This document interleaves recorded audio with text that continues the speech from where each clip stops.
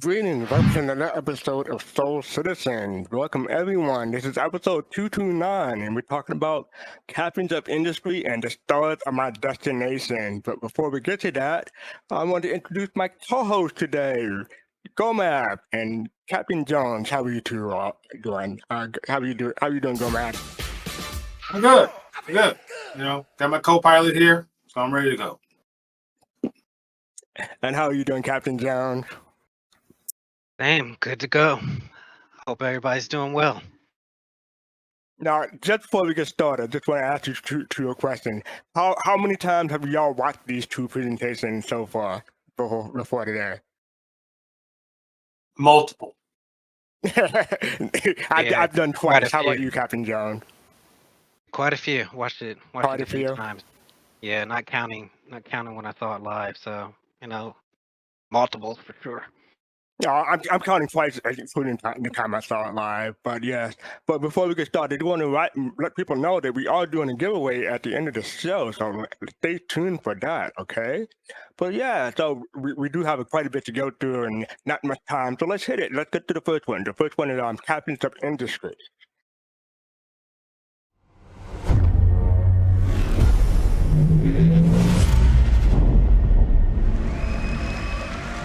Hi everybody, it's good to see you all again. Love you too. Excited to be here. In case you don't know me and you weren't listening to Jared there, which I do quite a lot, my name's John Crew, I'm the vehicle director. My name's Ben Curtis, I'm the vehicle art director.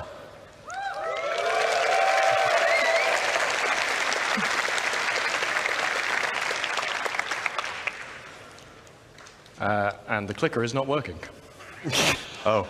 So if you've got technical difficulties... You have to do a dance, John. There we go. There we go. Good. Right.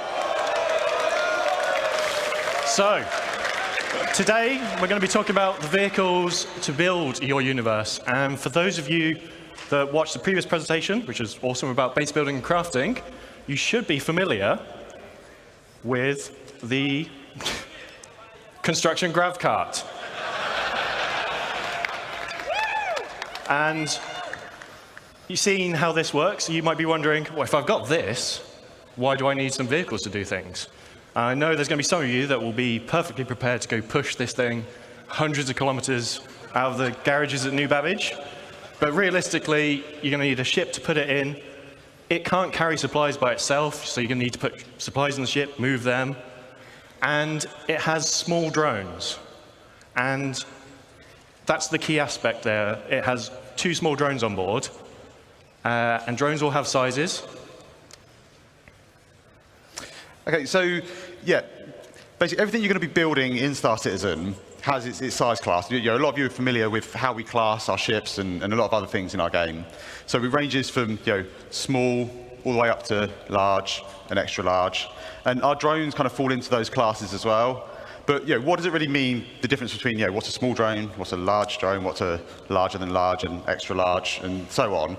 And basically, a medium drone, for example, can build any structure up to a medium size. So it can build smalls, mediums, and it will be able to build small structures faster than what a small drone would.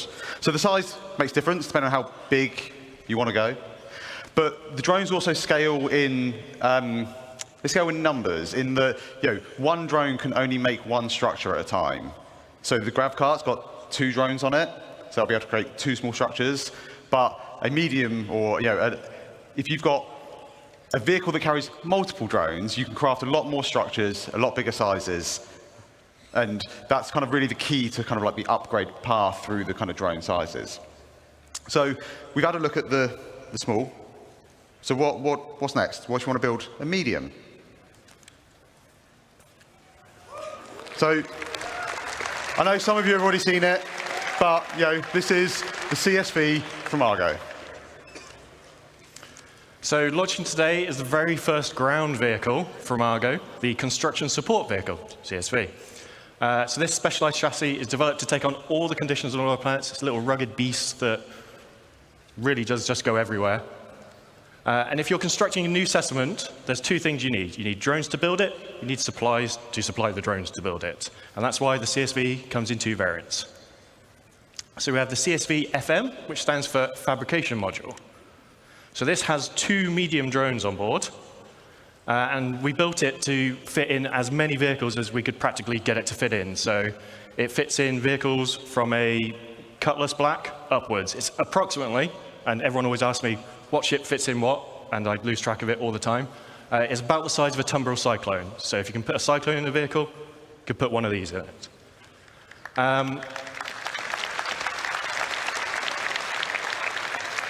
Obviously, 2 medium drones on board, and then it has an internal storage tank for resources. So it has a very small version of a freight elevator built into the back of it. So you feed it 1 SCU crates, it absorbs them into the holding tank on board, and then the drones will come back to the vehicle to refill.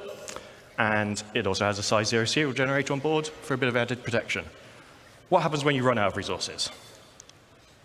This is where the CSV SM for supply model comes in. So the second CSV-based vehicle in the game, and this has a traditional 4 SCU cargo grid on the back. So 4 1 SCU boxes, 2 2 SCU boxes, 1 4 SCU box. Depending on what you buy, you can use this to bring it and move it around. So this is the perfect companion vehicle to the CSV FM. Said that. Shield generator as well. Moves about 28 meters a second. I cannot, my brain is fried. I can't remember what that is in miles per hour or kilometers per hour. And it is available right now to drive in SC Alpha 324.2. Available at playerc.csv.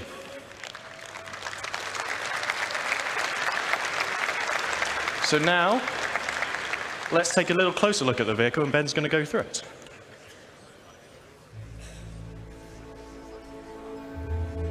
Yeah, I was looking it up on the website to see how much it cost. Okay, so what we're seeing here is the in-game version of the CSV. It's complete with its 4 SCU of cargo up on the rear.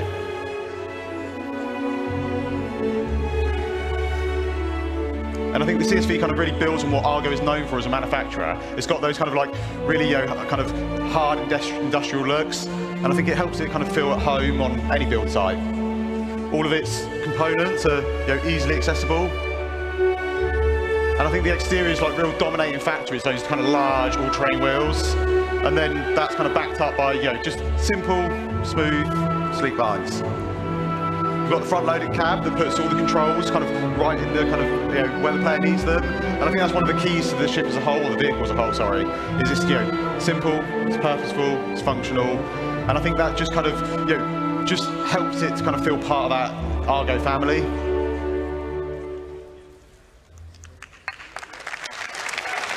But what if you want to go bigger? Bigger? Bigger. Okay. So, introducing the Starlancer family. So, yeah, the Starlancer is basically a whole new family of vehicles, from MISC, and these are covering a range of different roles. Today, we're going to be talking about the first 3, which are the build, which kind of makes sense, and that basically is for all your large structural construction needs. We have the TAC, which is going to be for people that want a little bit more defensive or offensive excursions in our universe. And then we have the Max, which is a dedicated hauler, but it can still pack a bit of a punch. So we're going to take a bit of a closer look at all of them today. We're going to start off with the build. So this is the Starlancer build from the outside. The key thing to take away here is you'll see it has the drone bays on each side, and then it has the drone resupply arms for allowing the drones to come back and resupply. Inside that room, you have the drone control center. So you have a single station inside, and this is where you control all your drones from, much like Luke showed you in the previous presentation. So there are 2 large drones held on each side of the room, so 4 large drones in total. And then there are 2 filler stations right at the front here, and these each hold 16 SCU of capacity, which can then go and load the internal resource tank to feed the drones. Drones that will then be deployed out of their little secret garages, and they go off and do what you've asked them to do. When they need to resupply, they'll come back, sit on these arms, suck up their resources that they need, carry on their day.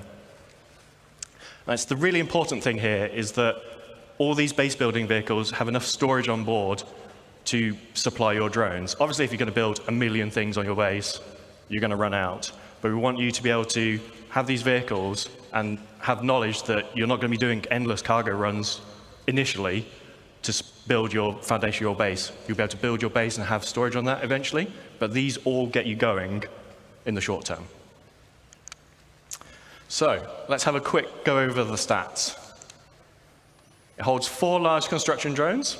It's 83 meters long, 52 meters wide, 15 tall. Saw lots of rumors and chatters that people thought this was freelancer size. It is not. It is significantly larger than the Constellation and Corsair. It's almost 600i in size, so it is a big ship. 2 S4 guns for the pilot, 16 missiles, remote turrets, and then 128 SU of cargo capacity in the build specifically. But what if you don't want to build stuff? What if, like me, you just want to burn stuff and destroy stuff? So introducing the Starlance attack. So like I say, this is designed to be a bit more aggression into the verse. So I think the first thing you're going to notice is the kind of the dual manned size 5 turrets. Now these give much better kind of broadside coverage from any of the other variants. And then on top, we also have like a dedicated hangar that has been specifically designed to fit a Mirai Fury inside. And I'm sure we will see plenty of other ships try to be fitted inside. Successfully yeah, or not. we'll see. And I think John's going to run you through the interior now. So yeah, let's have a look over the tack from outside to in. So this is the tack in its default paint, so sort of military drab gray. Then internally, obviously Ben talked about the size 5 turrets. Then we have some drop seats behind, and these are on a deployable ramp, so you can do some ground assault. They will drop out, down. If you're doing a bit of ground assault, chances are someone's probably going to get injured, so there is an onboard medical facility directly behind there with 2 Tier 3 medical beds.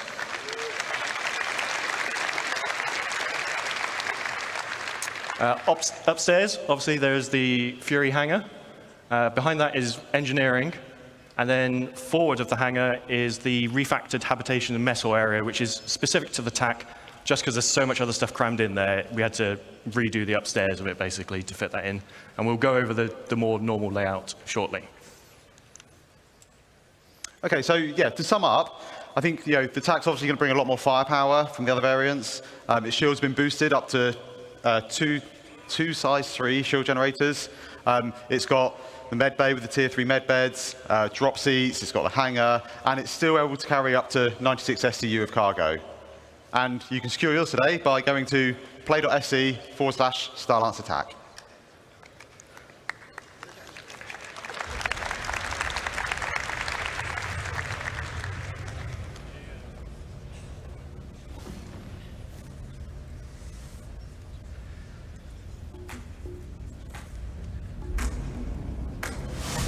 I remember doing a live show trying to look up the price for this. It took them 15 minutes for the page data price.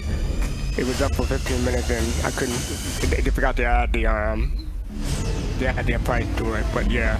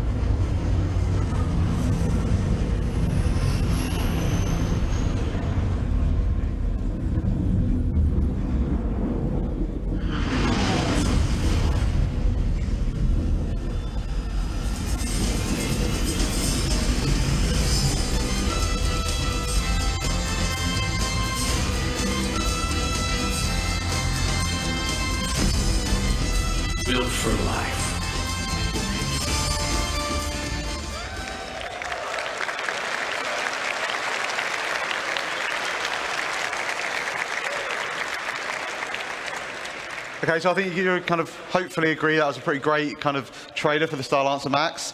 And as you can kind of see, we're just putting the finishing touches on that now.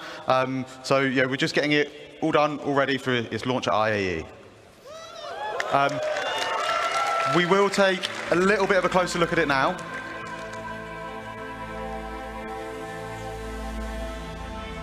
I think the Starlancer kind of really fully encapsulates Misk's kind of ability to create beautiful ships. It's got this bulbous design that really helps to kind of convey its underlying structure and its underlying strength.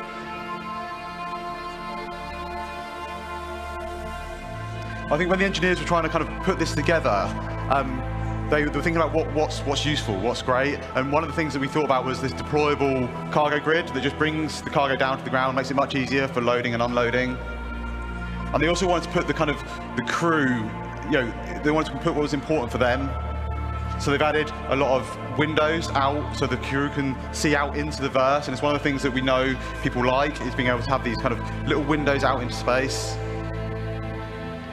And then above the kind of main habitation area, we've got these big skylights, and they just allow kind of like more natural light to cast down into the cruise area. For a bit more protection, you've got 8 size 3 missiles up front, and then a further 8 on top. And these are backed up by a set of size 4 remote turrets, both front and rear, that give good topside coverage. And then finally, when we get to the front, you'll see we have a further set of size 4 gimbal weapons. And again, these just kind of help to fill in those blind spots.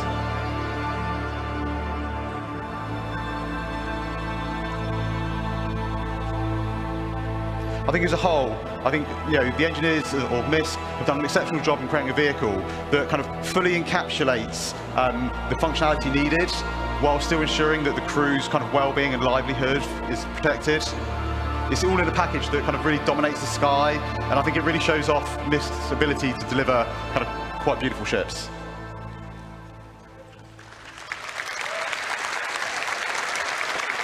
Right, so don't worry, this is not an Origin 404 moment happening here. So let's have a look inside the Starlancer Max now. So, love it or hate it, we love it. The Misk traditional letterbox view is back. At the front of the ship, you have the pilot, co-pilot seat with 2 support stations at the rear. These are the ones that control the remote turrets by default. Then behind that, we have the escape pod room. 4 escape pods, 4 crew. And then behind that, we have the traversal. It's sort of a traversal room. It has a lift, goes between the 2 floors of this ship, and goes to the exterior of the ship. And then a ladder for emergency backup. Behind that is the mess hall area, so nice shared communal space for you to relax with your crew. And then we move into the 4 individual crew rooms, each with double beds, so very luxurious for a spaceship, en suites for all. At the rear of this section, we have a further 2 lifts. These are just internal to go between the 2 decks of the ship. Then at the rear, we have the main engineering. So there are some components dotted around throughout the rest of the ship, but the bulk of your components and the engineering terminal are here at the rear of the ship. So that's upstairs. Let's go downstairs a little bit.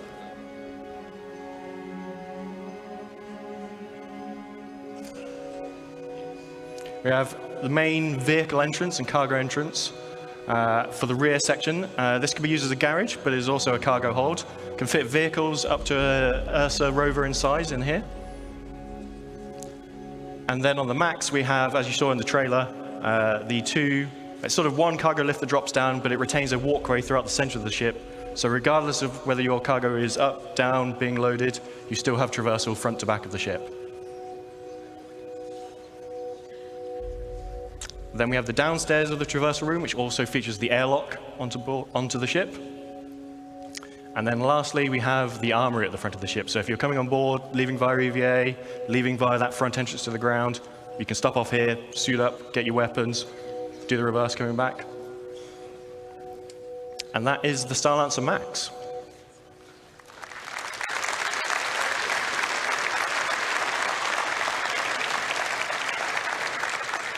So we'll quickly recap the stats.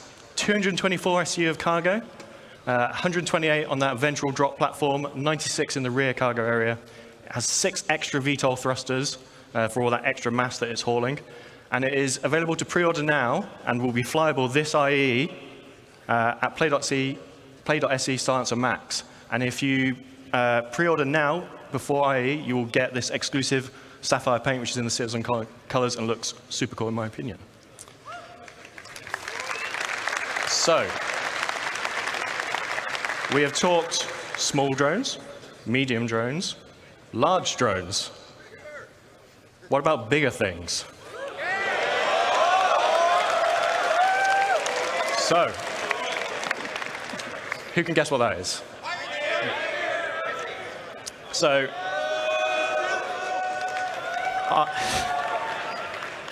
I talked to you all quite some time ago about this in Germany, and this is obviously the original concept for the Pioneer.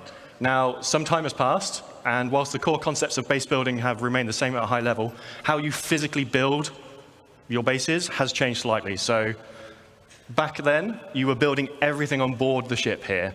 You would fly your Pioneer. This is the area I want to build in. I'm going to build my base on board the ship, and I'm going to drop it down. As you've seen, bases are a lot more expansive now. This doesn't work anymore. So we need to do a little bit of some reconcepting.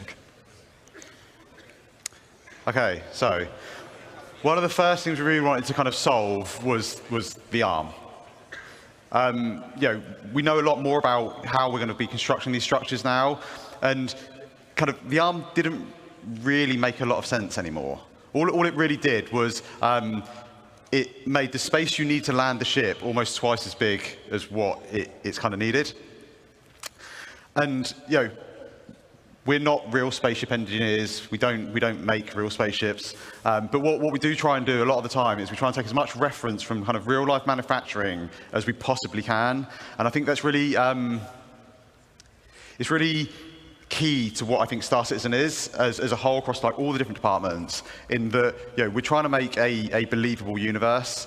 And if you think about the arm, and whilst I can't deny it's a cool idea, I think really from a manufacturing point of view, all it really does is it adds a lot of complication and a lot of manufacturing costs onto what is already a very advanced, very large, very costly ship to make.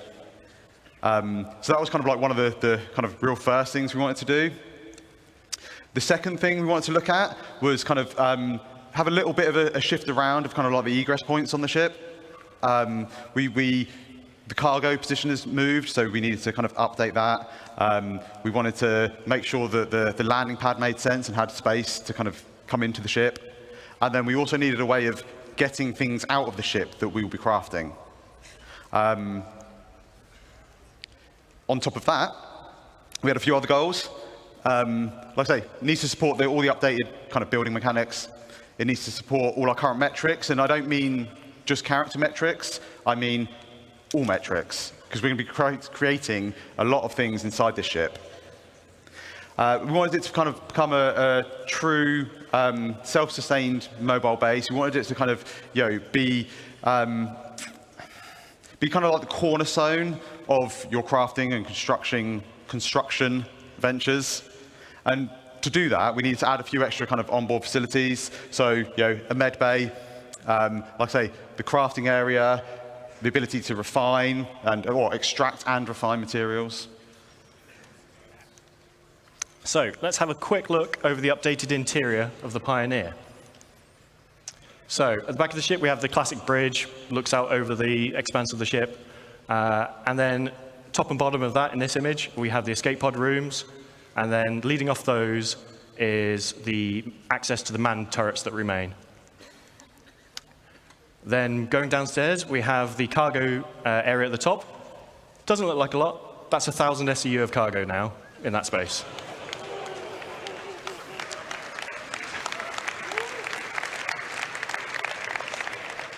Next to that is the fabrication control room. This is where you'll be fabricating larger vehicles and ships, as well as smaller fabrication machines next door for. You don't want to use this to build a small FPS weapon. It's a bit overkill, so we have that on board as well. In the center of the ship, we have a small fabrication hangar with roof and ramp egress. So if you're building a small ship on board, so things like a Nomad, you can build on board here. You'll be able to fly it out the roof of the fabrication hangar. And then we have the existing small landing pad that transitions from outside the ship to inside the ship. So cargo you can load via new entrance that Ben's going to talk about in a second, but you can still retain the ability to land a ship on top of this ship, move it inside your ship, all those things. Engineering at the rear, this is now capital components all the way around. It was a weird mix of size 3s before, it's now just all capital everything. Then we have the habitation, mess hall, medical area between the hangar and engineering. And then at the front, we have 4 extra large drones in the drone room. But we don't just have some pictures like this to show you. Ben's going to go through this in a bit more detail now. Okay, yeah, so we're going to have a little look at kind of like the concept and where it's at on the interior. We start out on the interior bridge. It's very spacious, or command deck bridge, whatever you want to call it. It gives kind of really nice views out over the front of the ship. And right up front, you've got all the consoles required that you need to kind of control the ship, as well as the kind of additional remote turret access consoles. And then at the rear, we have the main kind of navigation components and some small engineering consoles. And kind of flanking either side, we've got these 2 corridors, and they lead out to the manned turrets that kind of sit above the bridge. And they also have all the escape pods needed for all the bridge crew. Like I say, we want this to kind of be a home away from home, so we have a very large, comfortable habitation area. Each of the crew members, they get their own individual crew pod. And one of the nice things about this is these actually open up, and they allow kind of each crew member to kind of decide like how much privacy they actually want. This is the crafting area. We've got the 4 kind of crafting machines. And these are right next to the cargo bay, the internal cargo bay. And as John says, this holds up to 1,000 SEU of cargo, so it's pretty sizable. To make it a little bit easier, it's got its own dedicated cargo lift at the back. That again, just simplifies that kind of getting cargo in and out of the vehicle.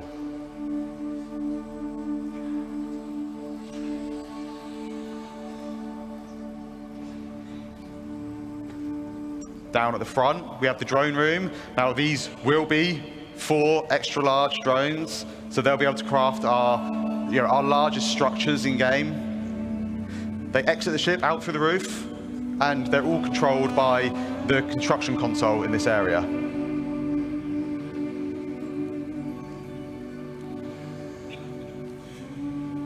And finally, we're just going to take a quick look at the crafting area on the ship.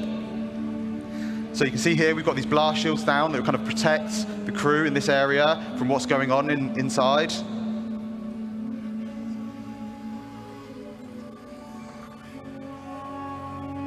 And then as these open up, we just finished making a storm.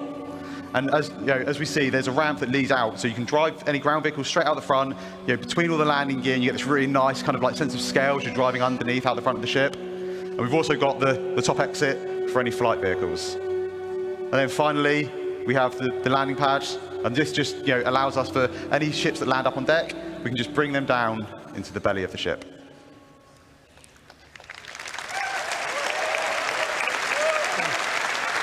So that's the Pioneer. It's had quite the glow up over the years.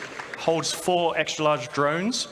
And if you're interested in finding out what extra large drones can build, I highly recommend sticking around for the next presentation. It's about 20% bigger. I know the jokes, we always make ships bigger, but to fit all that in, it needed it. It can craft small ships and vehicles. And one thing we didn't show in that video is the landing gear actually have integrated ground resource extractors in. So when you find your plot, you land your ship and you can start extracting the resources from it.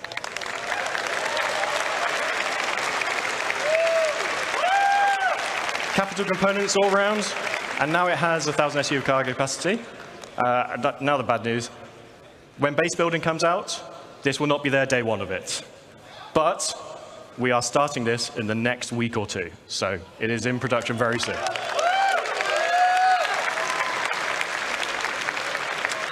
So, To finish up, we'll do the classic one last thing. CitizenCon is usually about looking forwards, but we'll do some housekeeping and look at the now and a bit before. So, oh, sorry, this is Ben.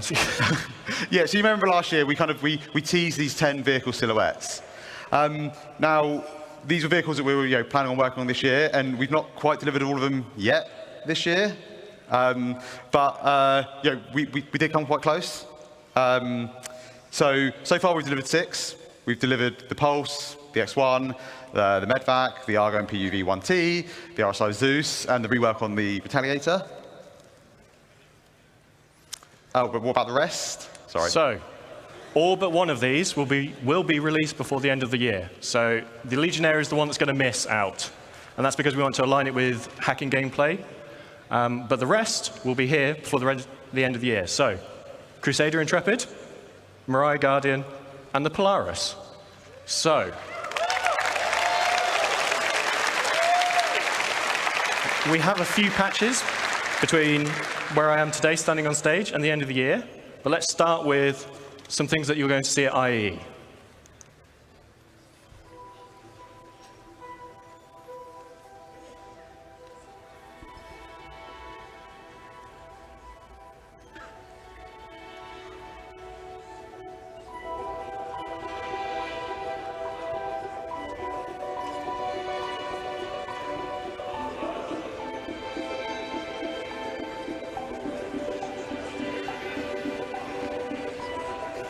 The first time I saw this, I was confused because I thought it was supposed to be all one ship.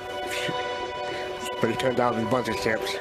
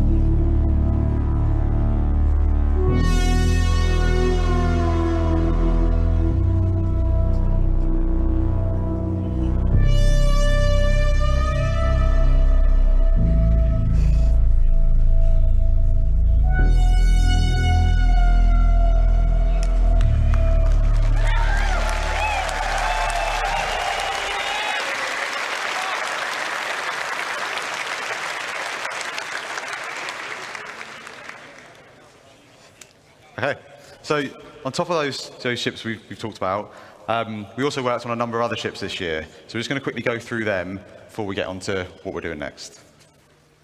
So we delivered the Sulen, the Storm, the Cutter Rambler, the F7A and F7C Mark IIs. So I always get tongue twisted with these.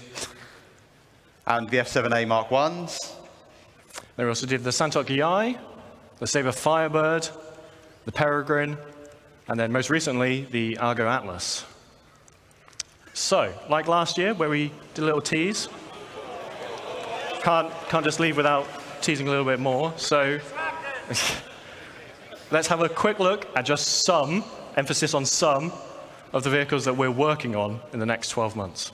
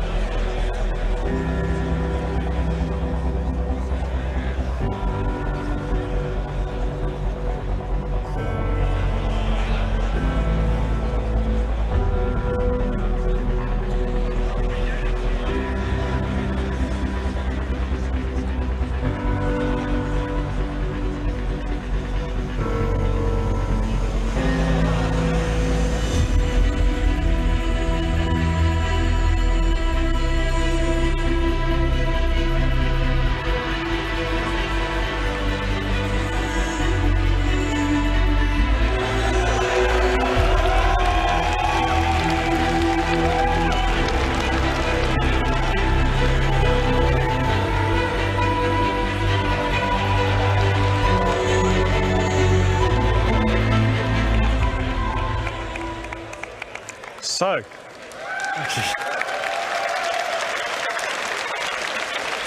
I just want to say a big thank you to all of you, and a big thank you to all the vehicle team in all the studios around the globe. They give us all this really cool stuff that we can get to stand on stage and talk to you guys about. Some of them are probably hiding at the back, but I just want to say a big thank you to you all, especially for all the hard work on these recent ships. Yeah. Massive, massive thank you to everyone involved in putting these vehicles together. Right. Thank you. Thank you.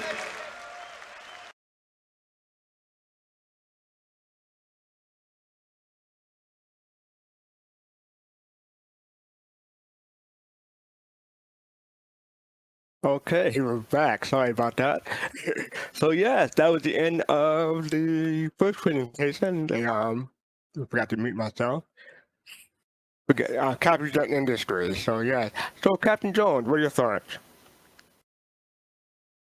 A lot of good stuff in there. It's nice for them to kind of give us a breakdown on how the lane claims and base build and all that goes in the future. Hopefully we can believe it all.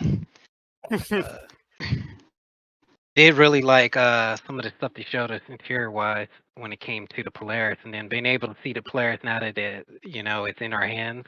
Pretty cool. That give them kudos to that engineering bay. It was pretty amazing, and it looked even better in person. Wearing a contrast, the sneak peek we got of the Intrepid looked pretty cool, but I would say it's probably the opposite in person.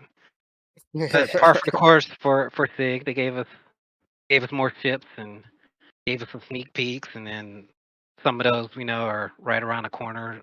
Some of those coming out in IE. So overall, pretty interesting.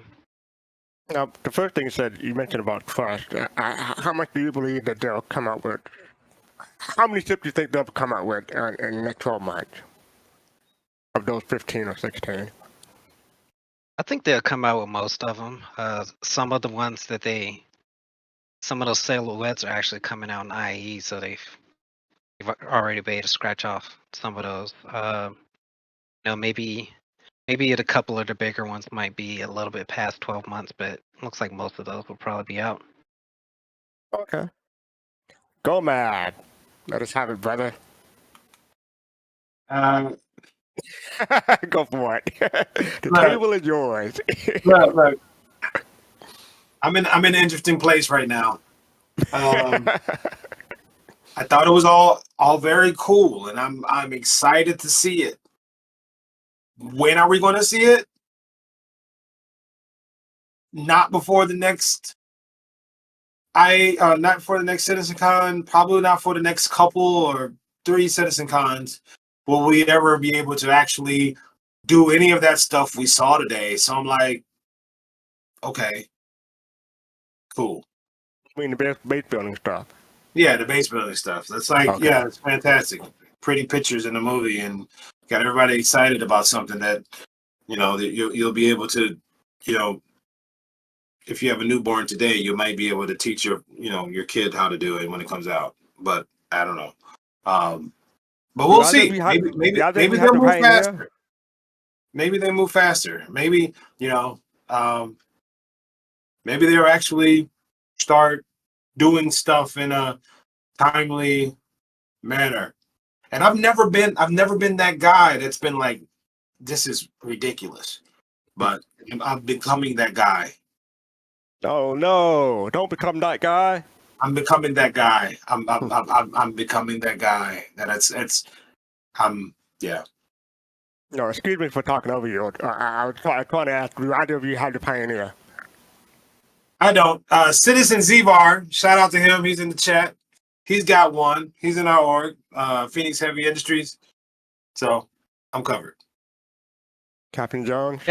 Yeah, I got a Pioneer. So Okay.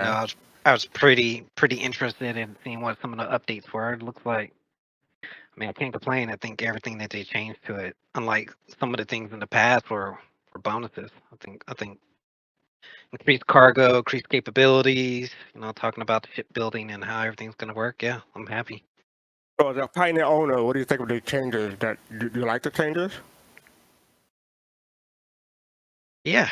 I think everything that they changed was on the up and up. You know how it goes. Sometimes we'll say stuff's a nerf, or sometimes we'll say stuff's a buff. But I think the changes were well done and made sense, and they explained why they made the changes, and they explained it early on in the process versus later, where we could start to infer our own assumptions of why things have changed.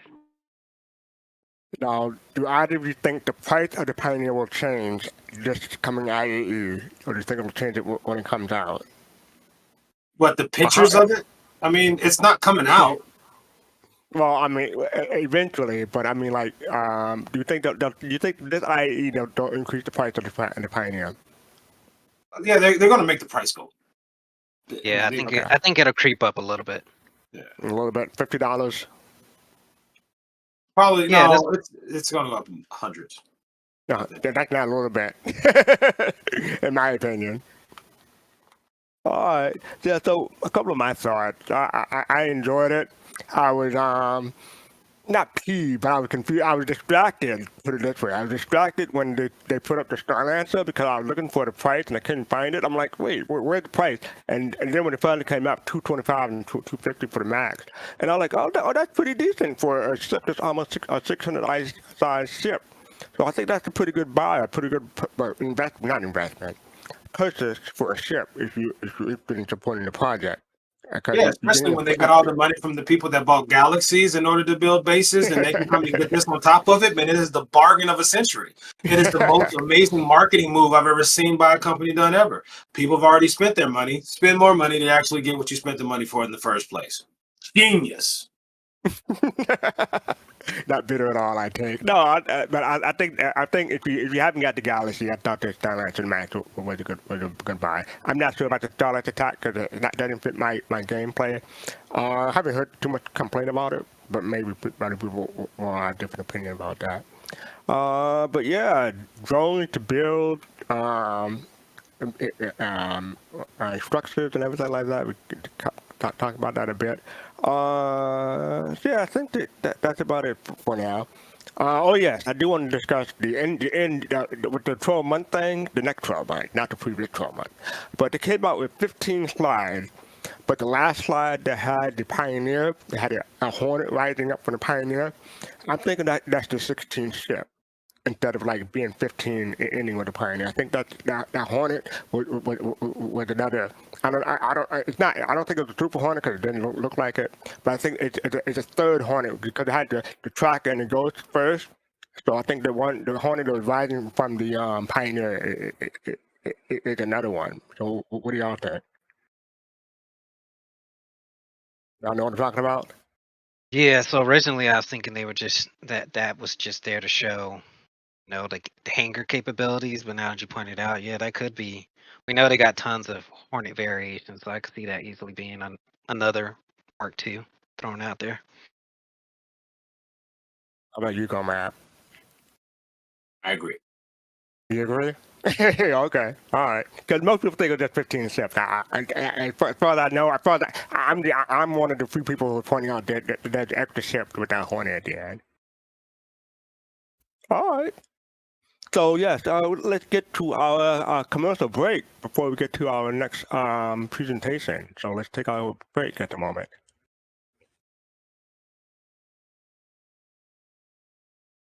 Let's start.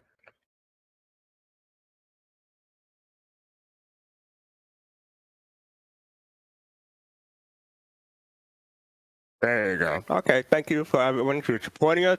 Thank you to our Patreon. Thank you to our subscribers. Thank you for our followers. A couple of months, about 6 weeks ago, we hit our 3,000 followers.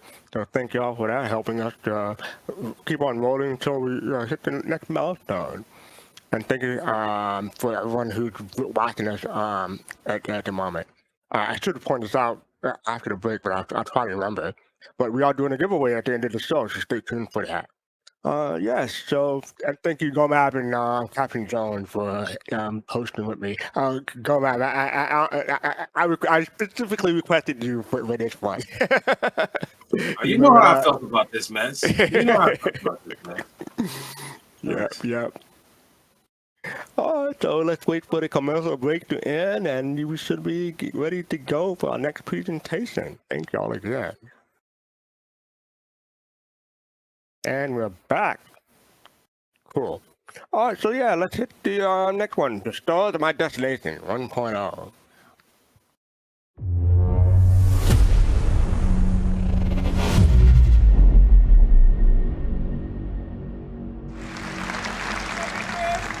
Hey, well, I hope you had a great day yesterday. And by the way, there's a perfect run through that Rich did immediately after the show. He went back to the office. Oh, there you go.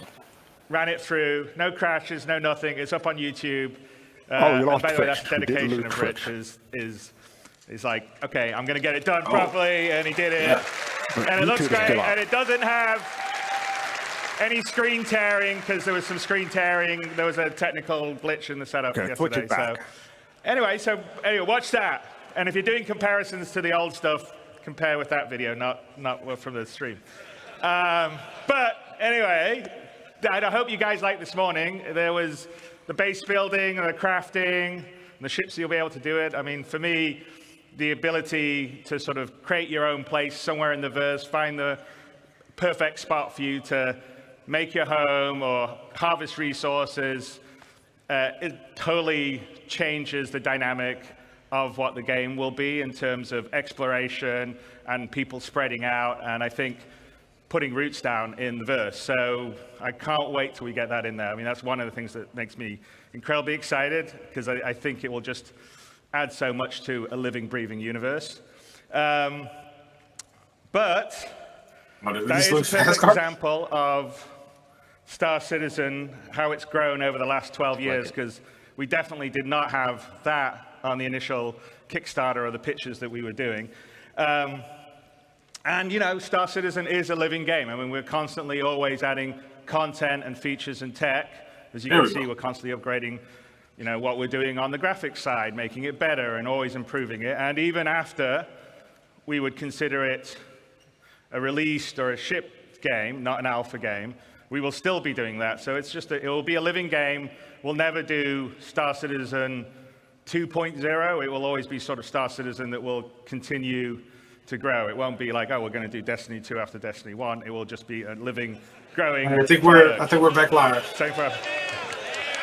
Right? I don't mean that. I don't mean that as a knock at them. I just mean that in today's world, you constantly upgrade and improve things. But the big question really is, at what point would we at CIG, what point would the rest of the team consider Star Citizen ready for everybody? Not just. I think Netflix is pissed off about how their fight went, so they're going around and DDoSing early everybody. Adopters willing to put up with bugs, jankiness, not a great new player experience. We know all those things are things that we want to fix and improve, and we want a game that everyone can just get into at the beginning, understand it, have fun, pulls you into it, and then has a huge amount of depth. So the question is, what is that? And that is what we call Star Citizen 1.0. It's something that we've been talking and looking and designing and thinking a lot about over the past X number of years. And now we thought, what we should do, because I think half our sort of initial stuff is from a long time ago that you've seen, and then occasionally we'll talk about things we're doing in, inside Star Citizens or SE Lives. But we're like, okay, let's tell everyone the marker. This is what it is, Star Citizen 1.0. When we hit this, this is what we consider we're ready to go wide. Everybody in the world can get in, play it, whether you're hardcore or casual, have fun, play in the verse, interact, have a great time. And so that is what we're going to tell you today, is what we consider Star Citizen 1.0. That doesn't mean, as I said, that we'll stop at that point. We'll continue to grow and build and add things. So fishing is not on Star Citizen 1.0's list, but I'm pretty sure, but I'm pretty sure it will be not that long after 1.0. But that is the example. We're going to tell you what the marker is. And, to do that, Rich Tyra, who's our senior game director, is going to come out with a few of our other directors, and we'll lead you through what 1.0 will be. So without further ado, Rich Tyra. All right, Rich. Don't crash. Yeah. Hello, CitizenCon. So my name is Rich Tyra, and I'm the Senior Game Director for Star Citizen and Squadron 42.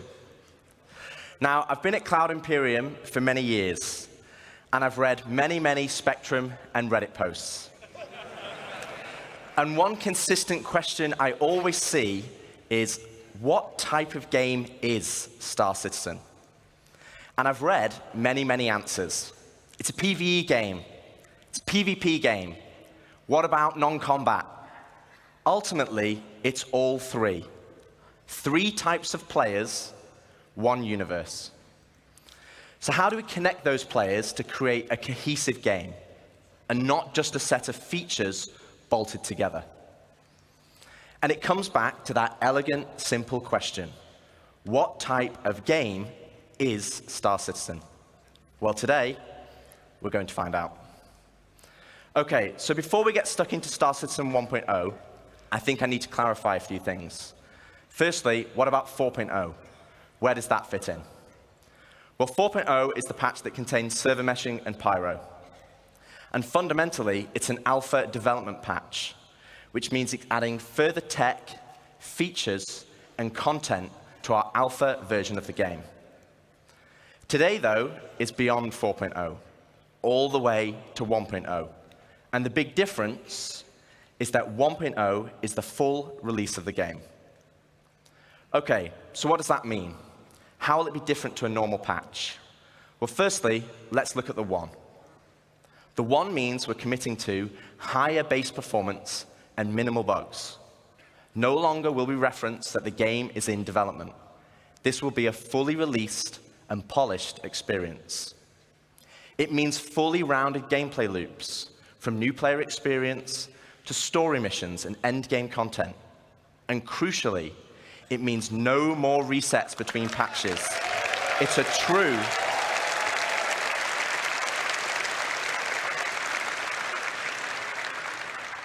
true persistent universe. So if that's the 1, what about the .0? Well, it's just as important. It means we're still committed to continued development. with new content and features being planned post 1.0. But those features will no longer be tier 0. We'll be committing to a higher benchmark of quality for each patch, and most importantly, it's a moment in time. If there is a content, feature, or star system that we've mentioned in the past that is not in 1.0, it just means it will come later. 1.0 is more than just a number change. It's the beginning of a new phase of development of the game. Okay, so we know what the 1 is and the .0, but before we move on, I want to address one important point. And for this, we need to go all the way back to the beginning. Here we are, the Kickstarter. As a backer myself, it brings back memories. And it also reminds me we had a lot of stretch goals. And one of those goals was 100 star systems.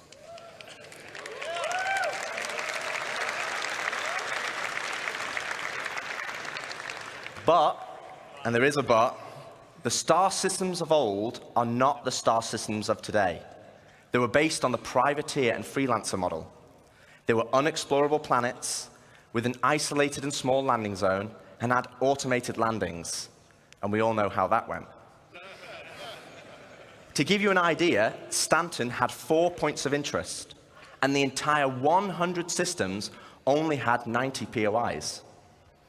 Compare that to Stanton today, and we have 1,626 points of interest, and that is going to be dwarfed once we start using the Starchitect tool you saw yesterday.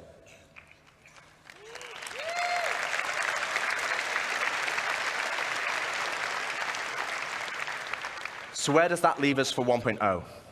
Well, we will not be launching with 100 star systems, because the game we have today was not just the game that was pitched back then. It's more rich, it's more diverse, and fundamentally, you'll be getting a whole lot more, and I mean a lot more. Okay, so now I've defined what 1.0 is, let's get into the cool stuff. Star Citizen, by its very nature, is a sandbox MMO. Today, you as a player have to find the fun.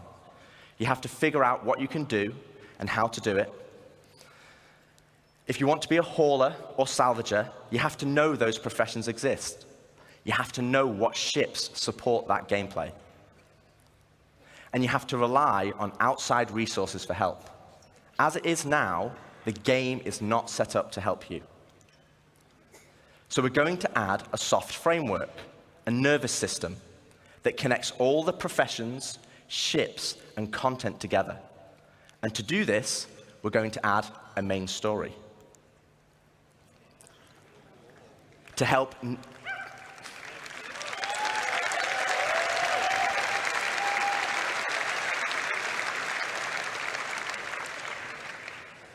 new and existing players, to help discover all the exciting features and content we have, to take them on a journey of discovery of what the game has to offer.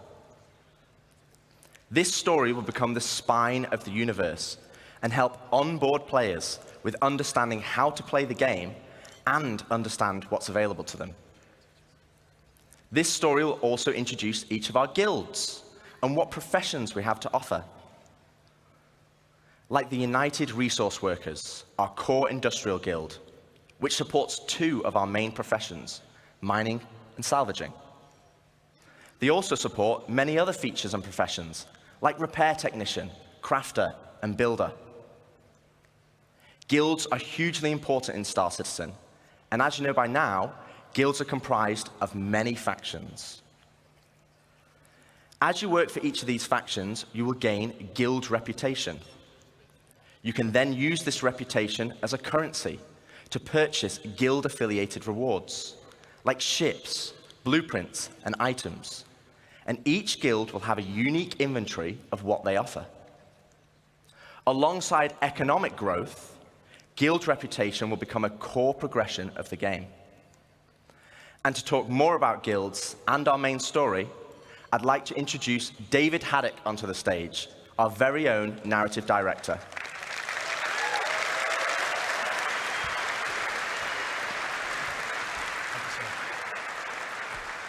Thank you, Rich. Hello, CitizenCon. How's it going? Awesome. So yes, 1.0 is very exciting, and it's going to provide us probably our first real opportunity to finally inject a massive amount of narrative into the game. But we're looking to do that in several of ways. Now, Rich introduced the main story, so let's get into it. What exactly is that? First, it's a narrative experience.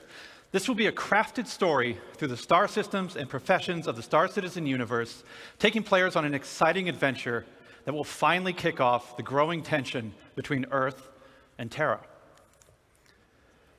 Yeah. It will be NPC-driven.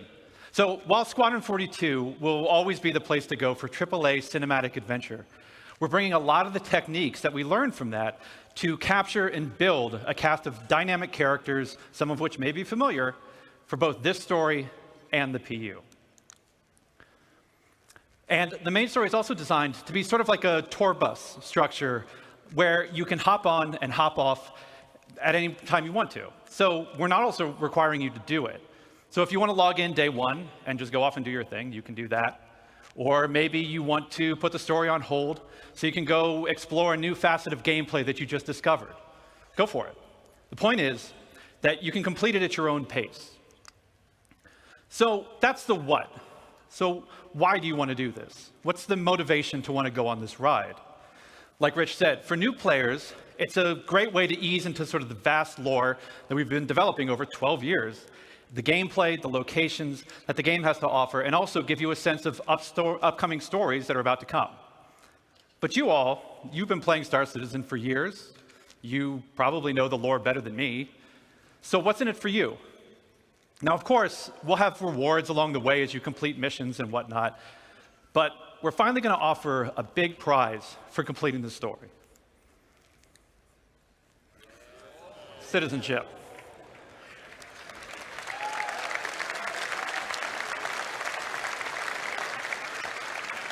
So, many of you already know this, but for the uninitiated, in the UEE, there are citizens and there are civilians. Citizens are members of the population who have demonstrated a commitment to bettering the empire, and as such are given benefits that civilians just don't have. Now, what those differences have been debated in the community over years. 1.0, we're finally going to answer that debate. I won't get into the full list of benefits that we're going to offer, but can reveal that one of them will be around land ownership. Citizens will be able to purchase land anywhere in the UEE and enjoy the security that comes with it. But civilians will have a couple of restrictions as to which systems and which planets they can buy on. So that's the why. So where is this adventure going to take you?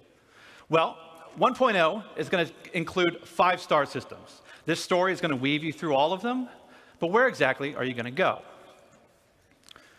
First, we've got Stanton, which needs very little introduction. I'm sure you're all very intimately familiar with these 4 corporate-run worlds. But since I do lore, I figure I could take the next hour and just walk through each one of these. But I'm kidding. We've also got Pyro, Land of the Lawless. A volatile star at the center of the system is the perfect metaphor for the constant struggle between the gangs and survivors trying to hack out an existence here. If you saw Ian's location presentation yesterday, then you know that he reintroduced Nick's system. There's another unclaimed system that's currently home to the People's Alliance, a wannabe independent government formed during the Messer era, but now struggling with the burdens of governance, a growing outlaw presence, and a new threat on their doorstep from Vandal raids. Ian also made another big announcement of our 4th system, Castra.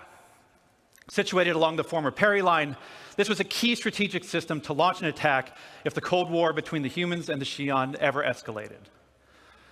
So that's 4. Do you guys want to know 5?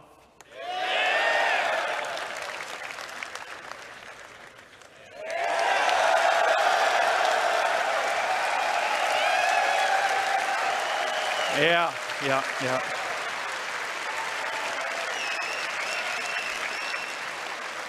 Yay. We're finally doing it. Considered by many to be the new jewel of the Empire, Terra has been a shining star against the more imperialistic tendencies of Earth, even in the darkest days of the Messer regime. Now, many believe that Terra should be the new center of the UEE. I don't know how you all feel about that.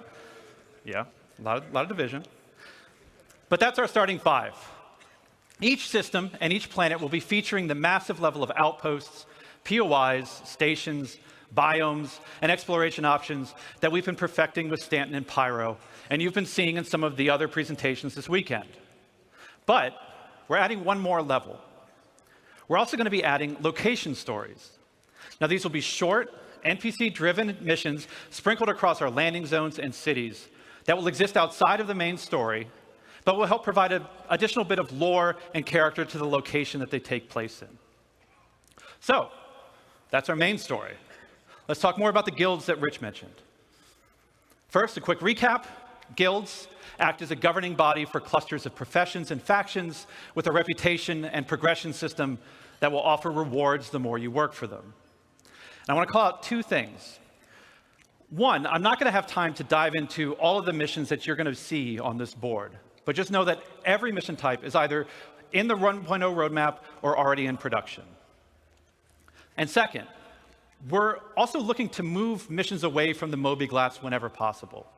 Sure, it will always be an easy way for us to get additional game content in, but we want you talking with people. So to aid that, we're going to be adding characters to represent the factions that you'll be working for that will help sell their personality. Now, some, they'll still interact with you via the written word, but some will call and check in on your performance. And others, you may have to meet in person from time to time. So, let's walk through them. Here we have the first guild that Rich showed, the United Resource Workers. Whether you're eager to earn credits, mining valuable resources from remote corners of the universe, sifting through detritus to try and salvage some valuable components, or even just acting as a technician, you'll find plenty to do with employers like Shubin Interstellar, United Wayfarers Club, and more. Next, you have one of the oldest unions in the UEE, the Interstellar Transport Guild. This will be the go-to place for everybody looking to make their fortune hauling and trading. Some of the factions that many of you already work for now, such as Ling Family Hauling, Redwind, and FTL. And we're going to be adding something special for the daredevils out there, the Imperial Sports Federation.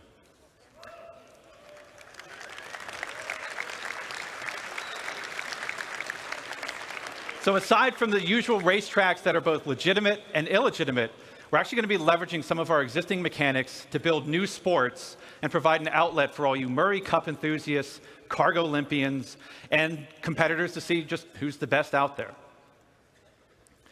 For those who dream of exploring, I'm sure we have a couple here.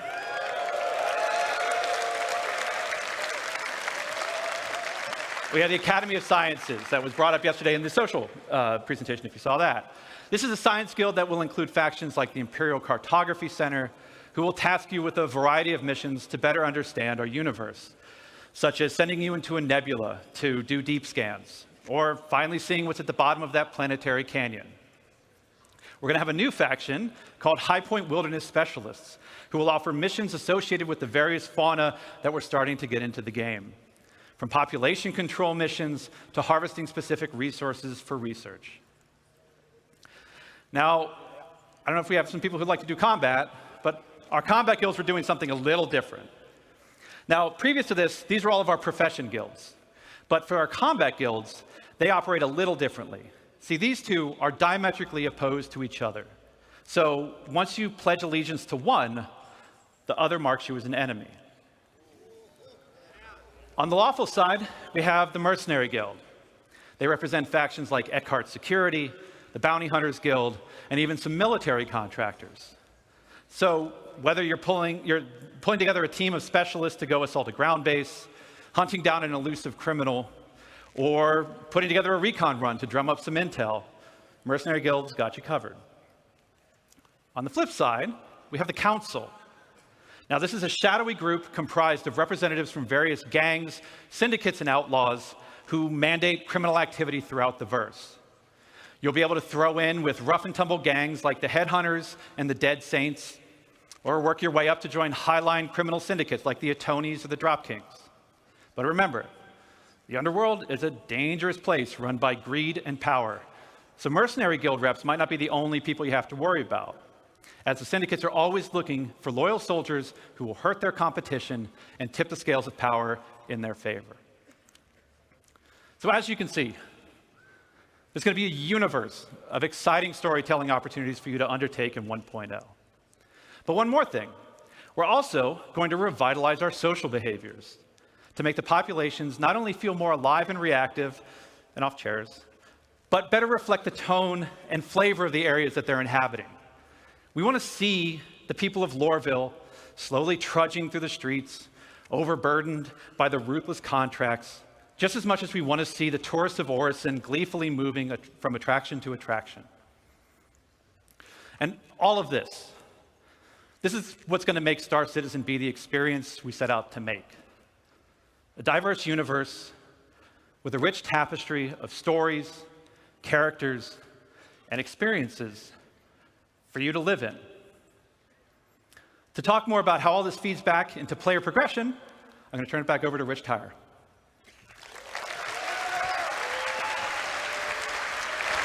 Thanks, Dave. Smashed it.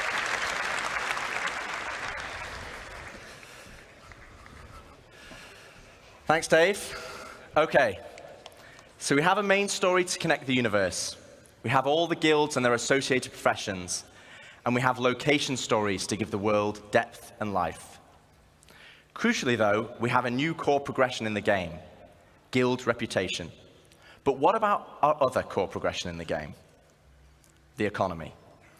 So, as we've discussed before, we'll be implementing a Star Sim-powered dynamic economy that will automatically adjust the in-game prices based on player activity.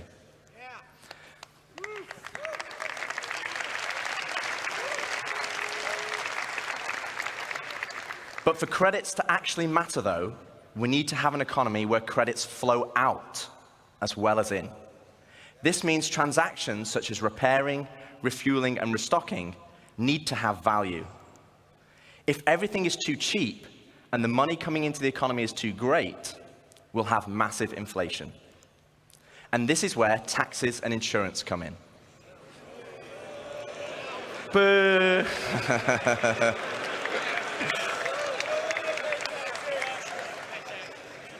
We'll have two main taxes: inheritance tax as part of Death of a Spaceman, and security tax for your base that will cover the cost of planetary shield tech. Insurance, on the other hand, will be split between medical insurance, which covers your hospital imprints, and probably the most important one of all, ship insurance. Now, as we have Death of a Spaceman, we also need Death of a Spaceship. Losing your ship should be significant. Right now, for example, over 90% of all claims in the verse are for ships that have not been destroyed.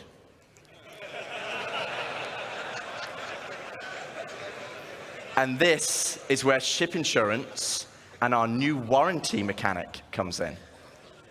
First up, we'll have 3 tiers of insurance, with level 1 being chassis insurance, level 2, chassis and component insurance, and level 3, chassis, component, and decorations insurance.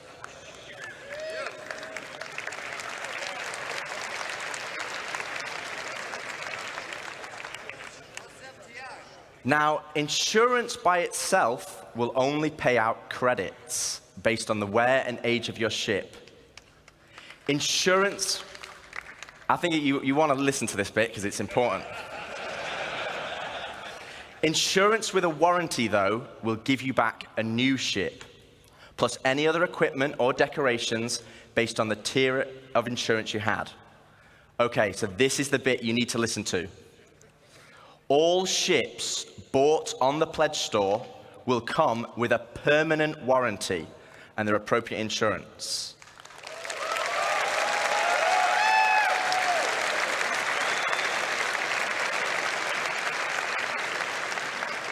This means you will always get your ships back if they're attributed to your account.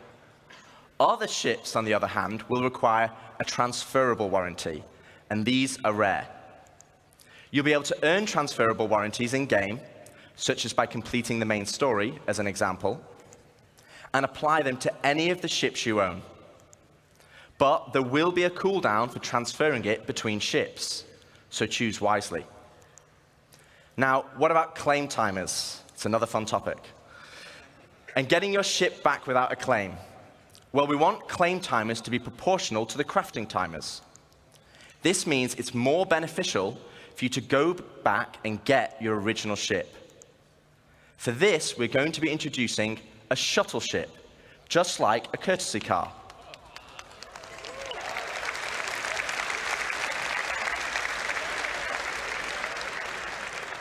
You'll be able to claim the shuttle at no extra cost to most locations, and then fly it back to your original ship. Once back in your ship, the shuttle will automatically return home.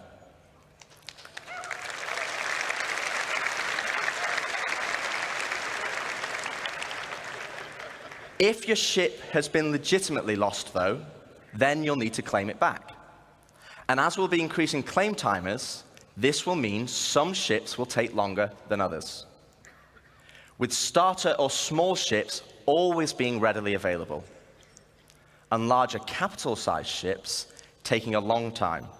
So it's always better to try and get your ship back if possible.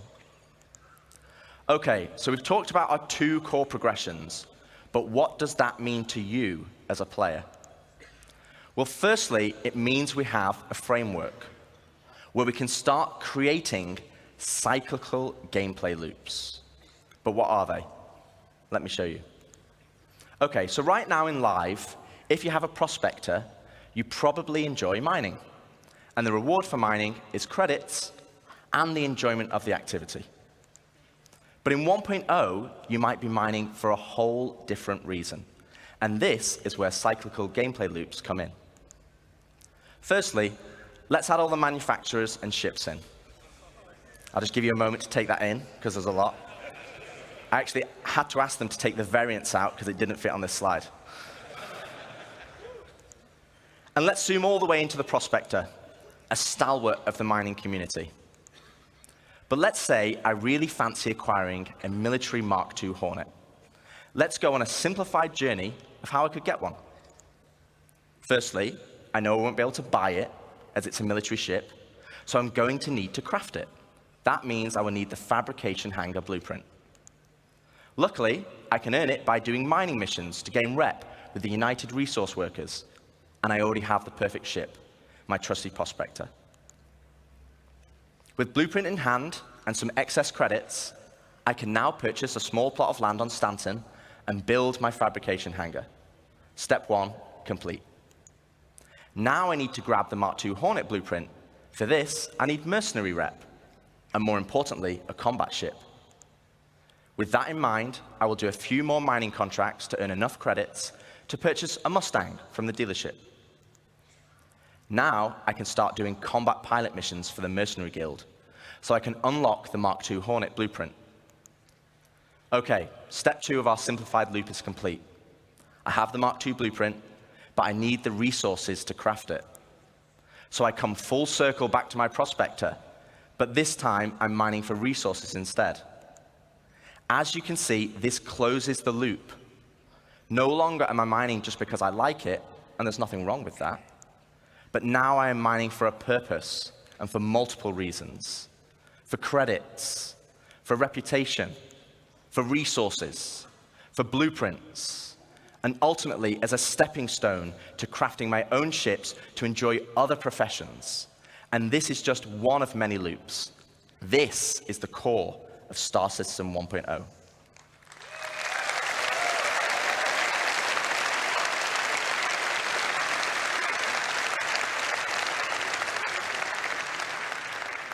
Player set goals that weave between sandbox gameplay and the soft framework we are adding that give meaning and progression to our professions and features. It's providing the framework for motivation to play the game. That's the journey, though. What about the destination? So Dave has already discussed citizenship and the main story, so let's collapse that for now. Let's talk about endgame content. the content that is designed for experienced players and keeps them engaged. Basically, everyone in this room. So how does that look in 1.0?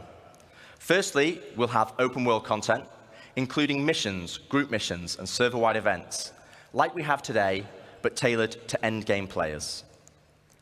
While the sandbox element of Star Citizen will allow for large-scale battles, we also want to provide challenging instanced content that will take full advantage of not only multi-crew ships, but fleets of ships. And you kind of know how we do that, right? You saw that yesterday. And as you progress through the guilds, you'll be able to accept high-level contracts from government agencies who will offer prototype and military blueprints as rewards. These missions will require the full coordination of multiple players and an assorted fleet of capital, support, and fighter ships. You will finally be able to become the admiral of the fleet, directing your armada from your hologlobe, which, yes, is a feature included in 1.0.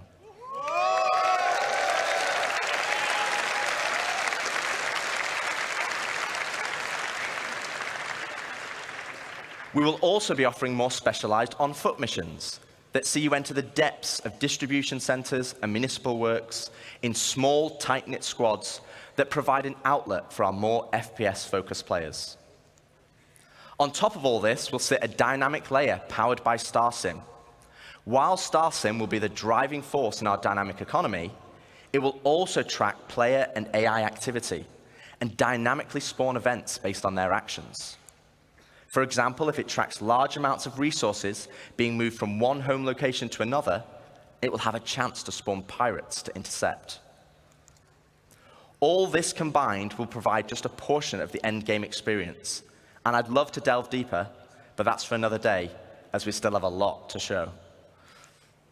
So we've discussed non-combat professions and guilds, cyclical gameplay loops, and endgame PvE content. But what about PvP? What about player versus player content? As you know, 1.0 will contain 5 star systems, 3 of these being lawful in Stanton, Castra, and Terra, and 2 of them being unlawful in Pyro and Nyx. So what's the difference? Let's take a look at Stanton. Lawful systems will be a mixture of high, medium, and low security areas. Each of these areas will be monitored by law enforcement agencies, and depending on the location, will dictate the emergency response time, with high-sec areas being the fastest. Initially, this response will be measured, but over time will escalate to overwhelming force. This means if someone is attacked, if they can just hold out for a short duration, help will be on the way. Pirates will be able to disrupt this monitoring by shutting down the nearby comm arrays, but this will be highlighted in your star map, with dynamic missions being generated to bring it back online. But this is the PvP you already know and experience right now, just without security forces. But before we jump into an unlawful system, let's explore what options you have if you pirate a ship. Okay, so first up, let's discuss ownership. All ships and high-value items that you own will automatically be assigned to you. This means if someone steals your ship, you can mark it as stolen, either via an insurance claim or in your Mobi. This will then trigger a dead man switch on the stolen ship, meaning it will cease to function after a period of time. But what options does this leave as a pirate? Well, you can still salvage it. You can tow it back to your fabrication hangar to dismantle it for resources.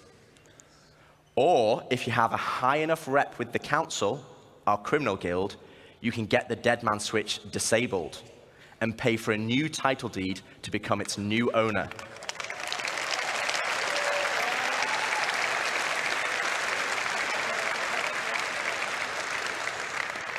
Also, if you're in a lawful system, you'll need to find a transient jump tunnel, as all major locations and POIs will have custom security that will scan you on arrival. Okay, so with that out of the way, let's look at the unlawful system in Pyro. Unlawful systems have no laws at all, and with that comes opportunity. Pyro, as an example, has an abundance of high-quality resources and is a hotbed of criminal activity, the literal definition of high risk, high reward. With crafting now requiring resources, you're going to want to create bases to mine and extract them. This is where base raiding will become a new form of PvP, and it's founded on a combined arms ethos.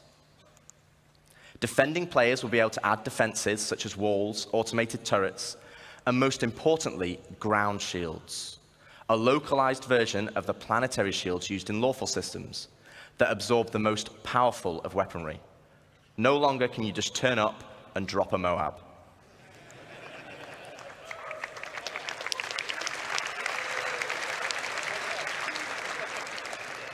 One huge difference, though, compared to planetary shields, is that these shields can be disabled. You will have to strategically assess each base and punch your way through its defenses on foot to eventually bring down the shield generator. Once the shield is down, then you have options. You want to raise it to the ground, you can bomb it from the air. If you want to extract all the resources, though, you'll need to infiltrate the base using explosive charges and hacking while fighting off the defenders. Now, both piracy and base raiding is founded on sandbox gameplay. And again, that's the essence of Star Citizen. But we want to add more.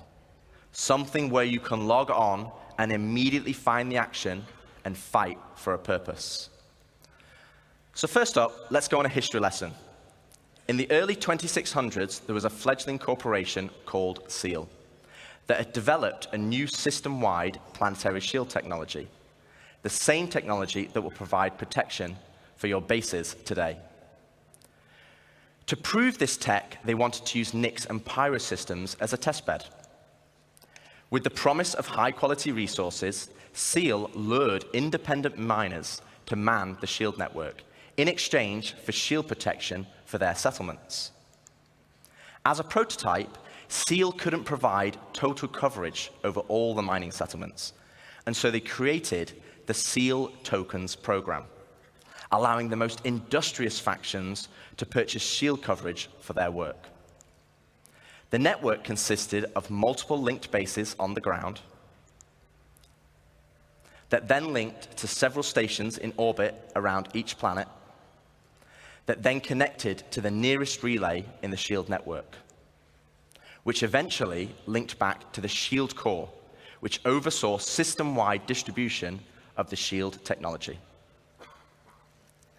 Factions could then earn SEAL tokens for working on any part of the network. They could then use these tokens to buy shield coverage, but with the competition amongst factions being so intense, SEAL was only able to offer shielding to the hardest workers. Unfortunately, due to outlaw interference, SEAL eventually pulled out of Pyro and Nyx and pushed for a more automated solution in more civilized systems. So fast forward to present day, without SEAL's backing, they had to pull out and leave it as it is. And welcome to station warfare.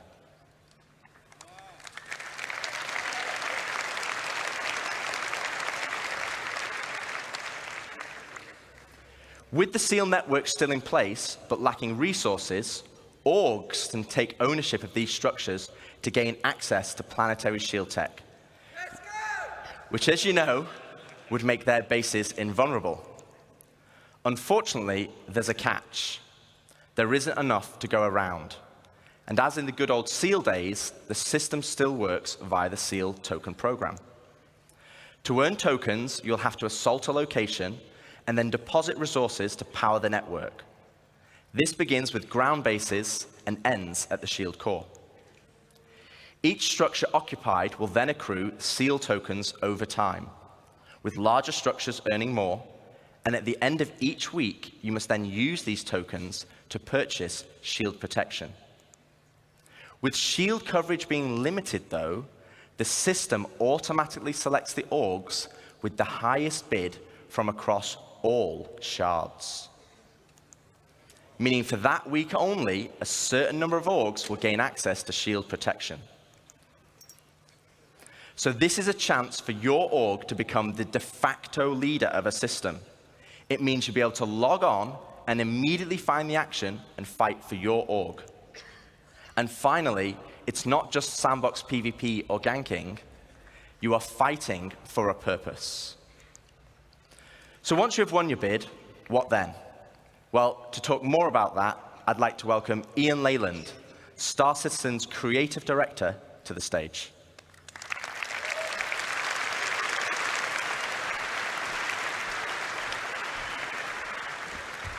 Good luck. Thank you. All right, hello, CitizenCon. Thank you, Rich. Thank you, Dave. So to continue the conversation of large-scale endgame org activities, let's go back to Pyro 3, where the ground bases were being built earlier today. This morning, we saw the small habitat being built by Luke. And then we saw Deck start to expand the base into a commercial enterprise. But eventually, we saw a massive example of an org base. But with everything Rich was talking about, with org system-wide activities, we want to give you guys the ultimate end goal. But also the thing we need to protect. And to do that, let's look up into the sky and see what it is.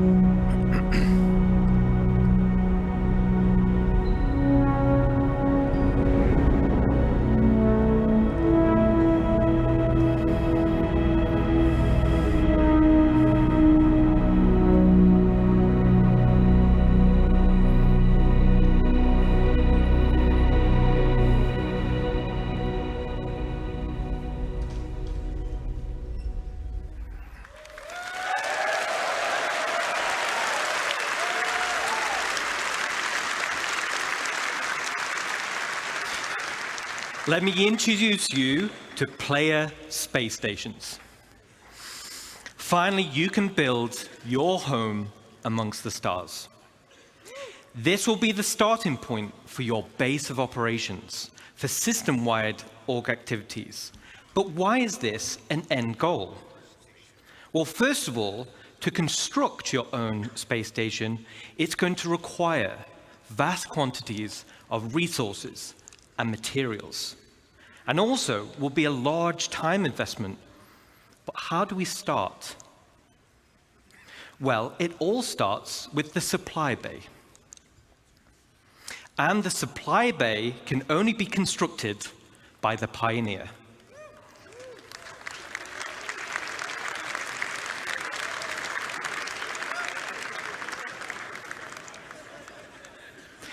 Once it's created, the supply bay then handles the creation of the station itself. Now, we're in grey box development phase, so the artwork's not final, but let's go on a journey and start building our space base.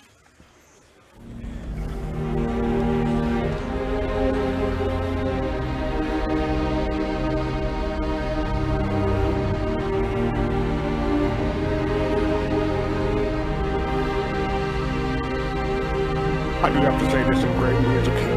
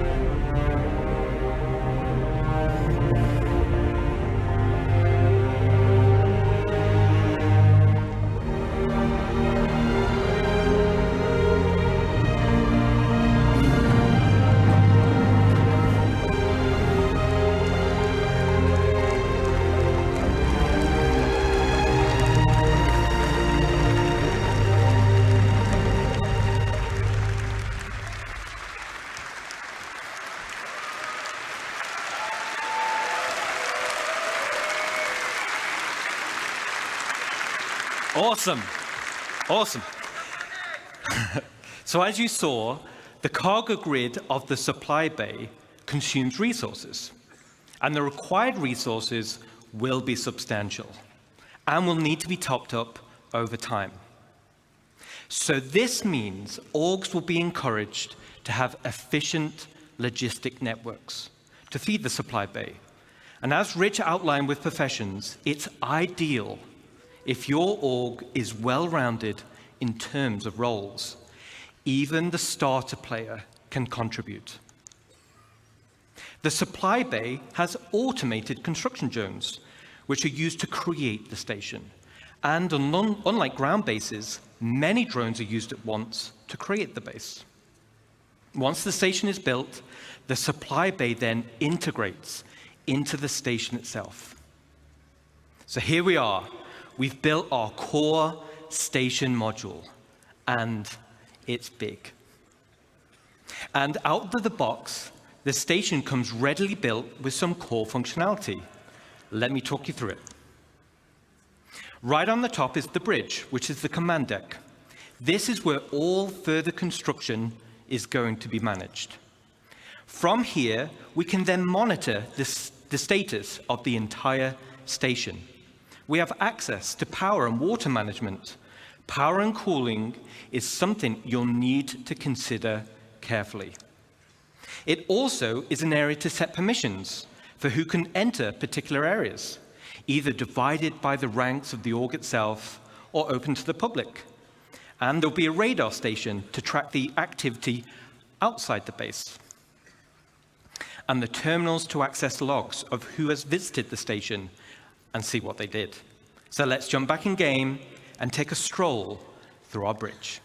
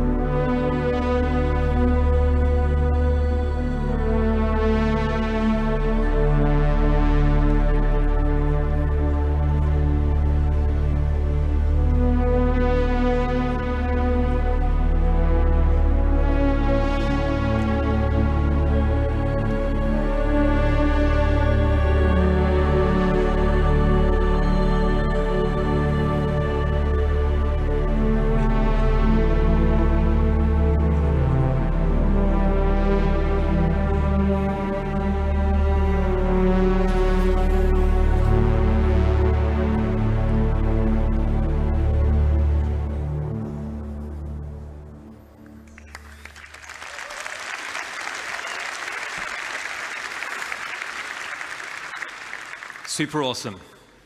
The back of the bridge leads to a centralized transit network. This spine physically connects the entire station and will provide access to the various decks.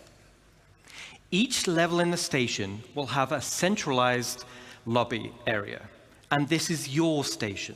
You'll be able to use the decorator mode, so you'll have plenty of space to theme it however you want. And speaking of having plenty of space, this space station will have a one-to-one interior layout matching the exterior. No magic elevators.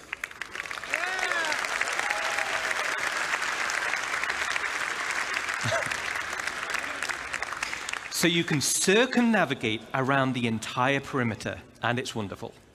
Okay, let's jump back in.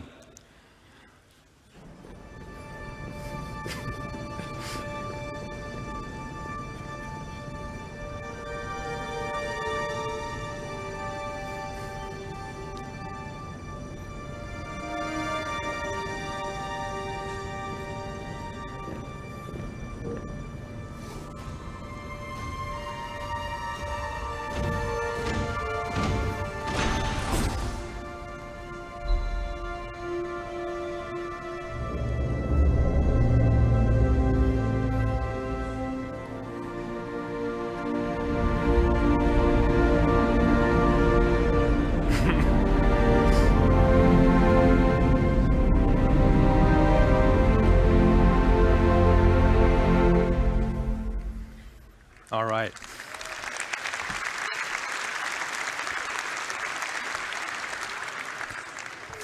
As you can see, right at the bottom of the central transit system leads to the lower areas. This is where you'll gain access to the engineering deck. So like bigger ships, this is where all the hands-on engineering and maintenance gameplay happens. This will serve as the beating heart of your station. Then we have the hangar deck. And as the name implies, this is where you'll gain access to your hangar network. The base station comes with a large hangar already built, along with 2 docking collars, and also empty slots for another 2 medium hangars when needed. There will be a vast network of internal road systems, meaning you can quickly drive from one hangar to the other. No elevators needed. Okay, let's check back in.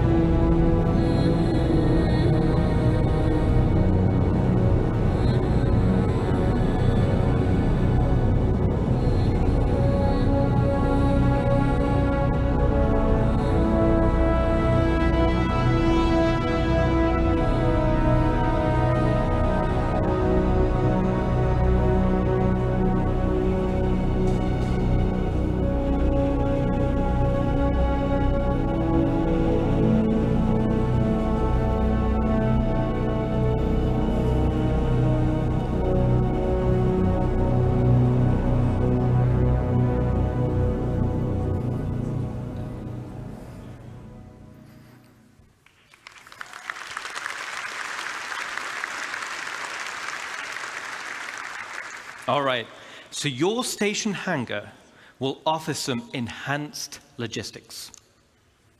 For example, there'll be spaces for several freight elevators. And there'll be empty modules for open ship parking for vehicles and ships, vehicles and ground vehicles. And there'll be also exit points where you can simply drive out into your station. Then there'll be also an upper level for the observation deck. From the observation deck, you'll have a control room, and from here, you'll have master control over the freight elevators and the vehicle elevators. This means that even before someone has landed, their new cargo can be up into the hangar and ready to be loaded up. Now, Everything we've spoken about so far is what comes with your station. Let's talk about what you can do to expand it. As I mentioned before, the station comes with a predetermined interior network of corridors and roads. And in this network, you'll find an array of bulkhead connectors. Bulkhead connectors will come in tiers 1 to 3, which drives the size of room you're able to build. In the interior build mode, this is where you start to expand the interior of your station. The rooms will require resource and time to construct, and once built, you can rename each room, which will be reflected in the station's minimap. The interior of your station will have ample areas for you to expand. You can build generic empty rooms, and you can fill with items to your heart's content. You can also build specialist rooms, where the theme and functionality is already set for you, such as mess halls or infirmaries or generator rooms. And of course, there are shops. So similar to the small shops we built around the ground base, this is on a much bigger scale. But that's just the interior. Let's talk about the exterior.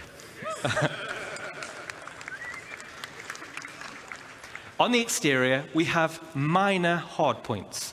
These are attachment points located on the upper and lower surfaces of the station. Using build mode, you can customize your station with a variety of modules, which tailor it to specific functionality. Some modules cater towards resource collection, such as gas harvesters, while others are geared towards defense, like shields or turrets. This goes back to bridge operations of power management. A situation may arise where power priority is needed. Then we have major hardpoints. The core station module comes with 2 hardpoint connectors. Major hardpoints are used to connect substantial wing additions to your station. The first example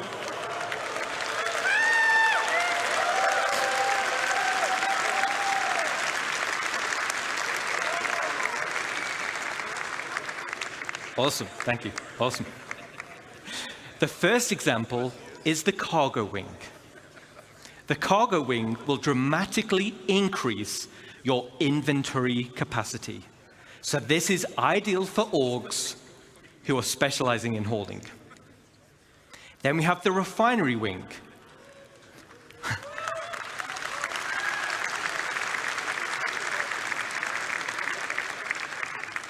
So you'll be able to refine resources on a vast scale. As it's in space, it's much more convenient than traveling to a ground base. Now, a player could buy resources from your cargo wing and then refine it directly in the refinery wing. And finally, we have the hangar wing. So, all right.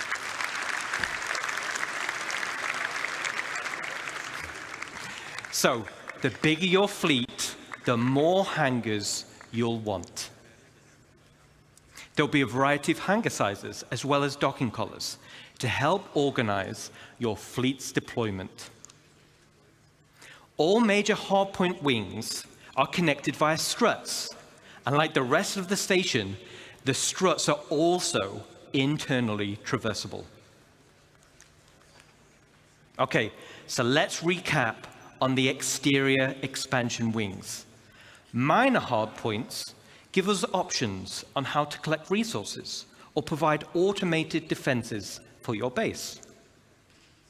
Major hardpoints gives us options on how you can specialize your base.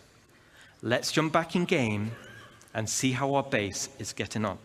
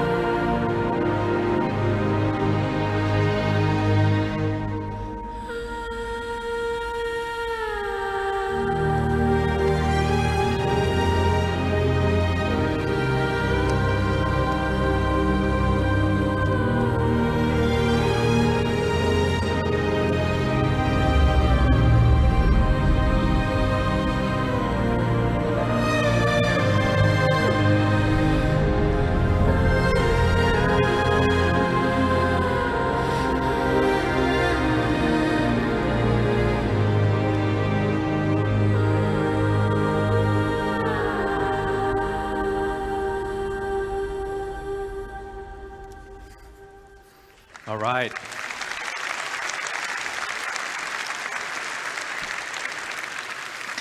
Yes, Tedro has been working with us on this as well, so thank you.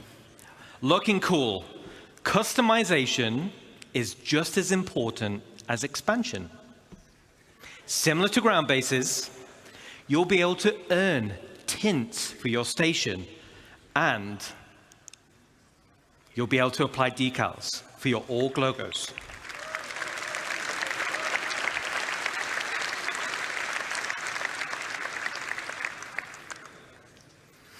Outside of minor and major hardpoints, your station will come with 2 unique base expansion points.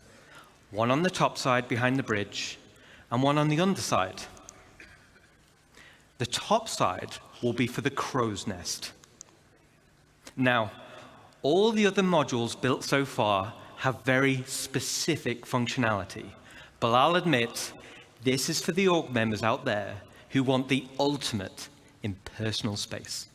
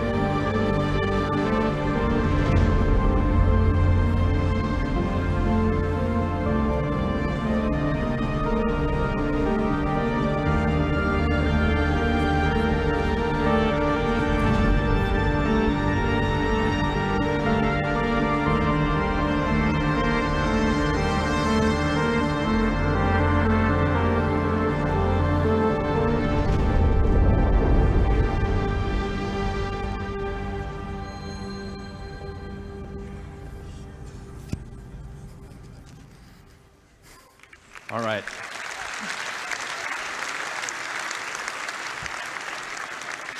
So I'm going to be flying around the verse, and I want personal invitations to see what you've done in those rooms, okay? Super cool. I can't wait to see what you do with it. Now let's talk about the underside. This is going to be for the flight deck, which also comes with an additional 3 major hardpoints. The flight deck is perfect for your rapid reaction forces.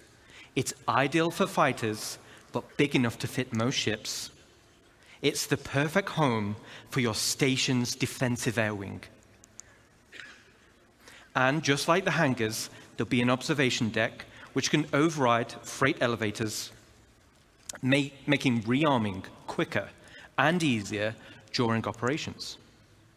So an org with a tight flight deck crew can be substantially more efficient than others. Now, this one's my favorite. Let's take a look.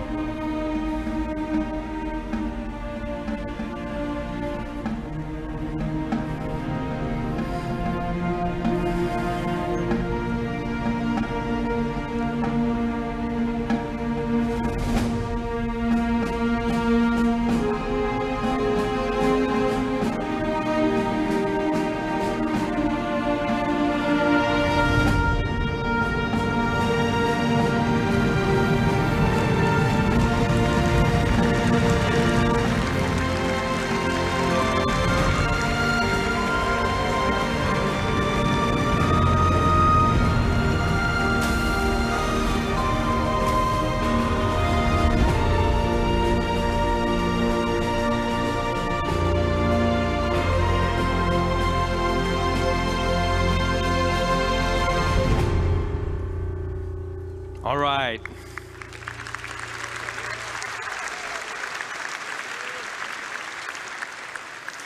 There's a few little Easter eggs in that video.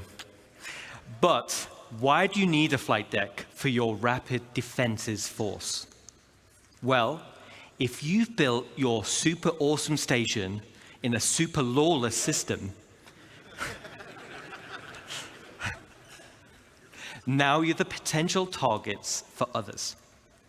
Everyone will have their eyes on your resources and wonder what gear you've got in your inventories. And let's say we didn't win the station warfare bid that Rich mentioned. Let's take a look at the inevitable.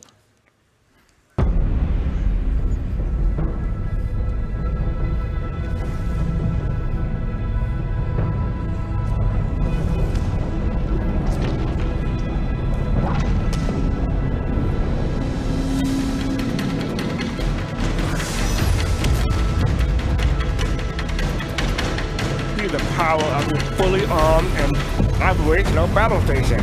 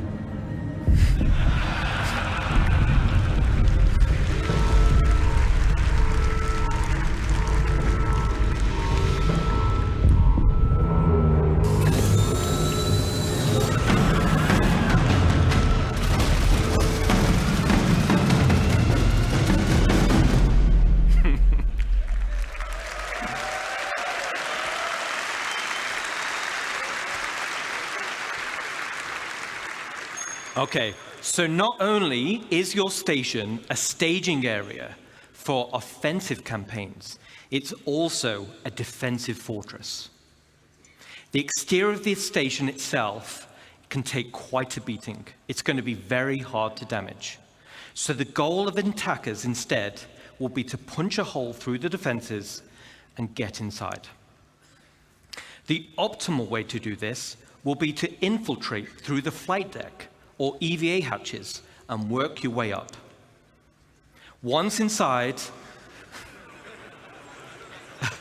yes, once inside and you've cleared out a hangar, you may also want to consider airlifting in a tank or two to clear some corridors. Raiders will have to hack freight elevators or bulkheads in order to gain access. And of course, bring enough ships with them to start hauling out the loot. Gaining control of the bridge will allow access to storage, which would otherwise be unhackable. So, as a defender, there are a variety of automated defenses you're able to install internally within the station, such as blast doors, which seal shut, systems to be breached, and a range of turrets like anti-vehicle or anti-personnel. These will all help slow down the attack and give time for your reinforcements to show up.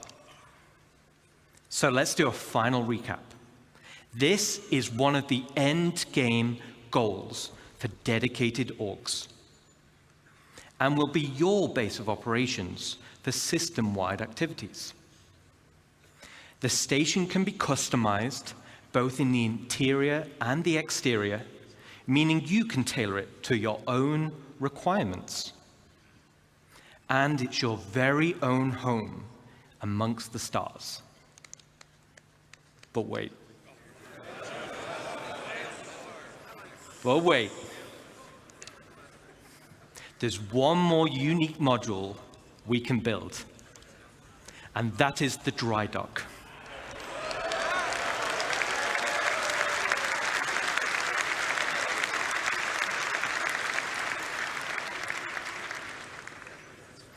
This unique slot will be at the back of the station.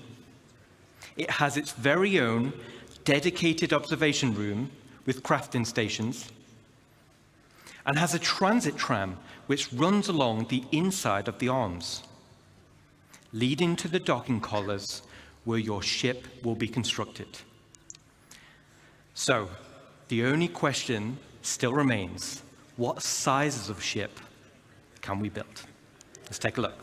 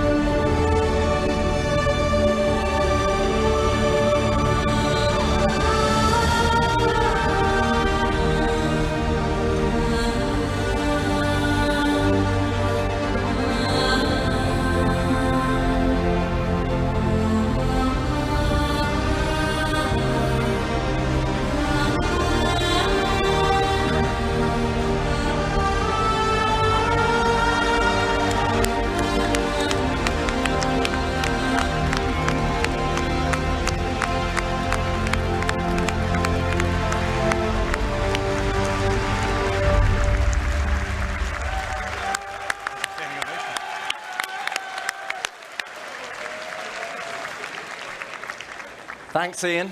So now we're talking.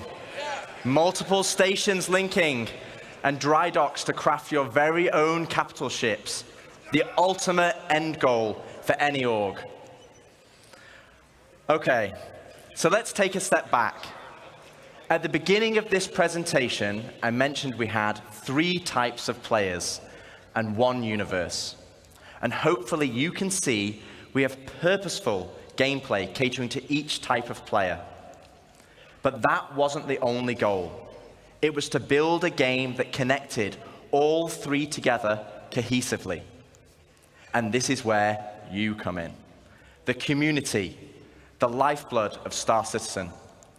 Whether you're a PvE player delving for unique crafting blueprints, a non-combat player mining for high-quality resources or building a base with your friends, or a PvP player fighting for your org in station warfare to protect your base. Each one of you supports each other. You need the blueprints to craft, you need the resources to make them, and you need the equipment and protection to be safe.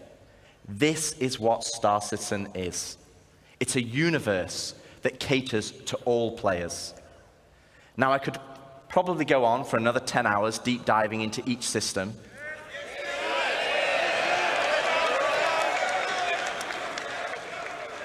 But I do Jared out of a job, and he needs future ISCs and SC Lives and CitizenCons. Today was to reaffirm what type of game we are making. And I hope you continue to come with us on this journey as we march towards Star Citizen 1.0.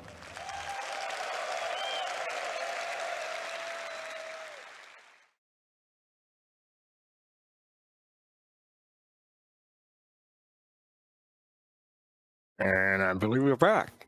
I'll mute myself before I... Okay. All right, so yeah, that was the end of the presentation for the stars of my destination. Let's start with GoMap this time. What did you think? What did I think? I thought it was. I thought it was the coolest thing I've ever seen in my life.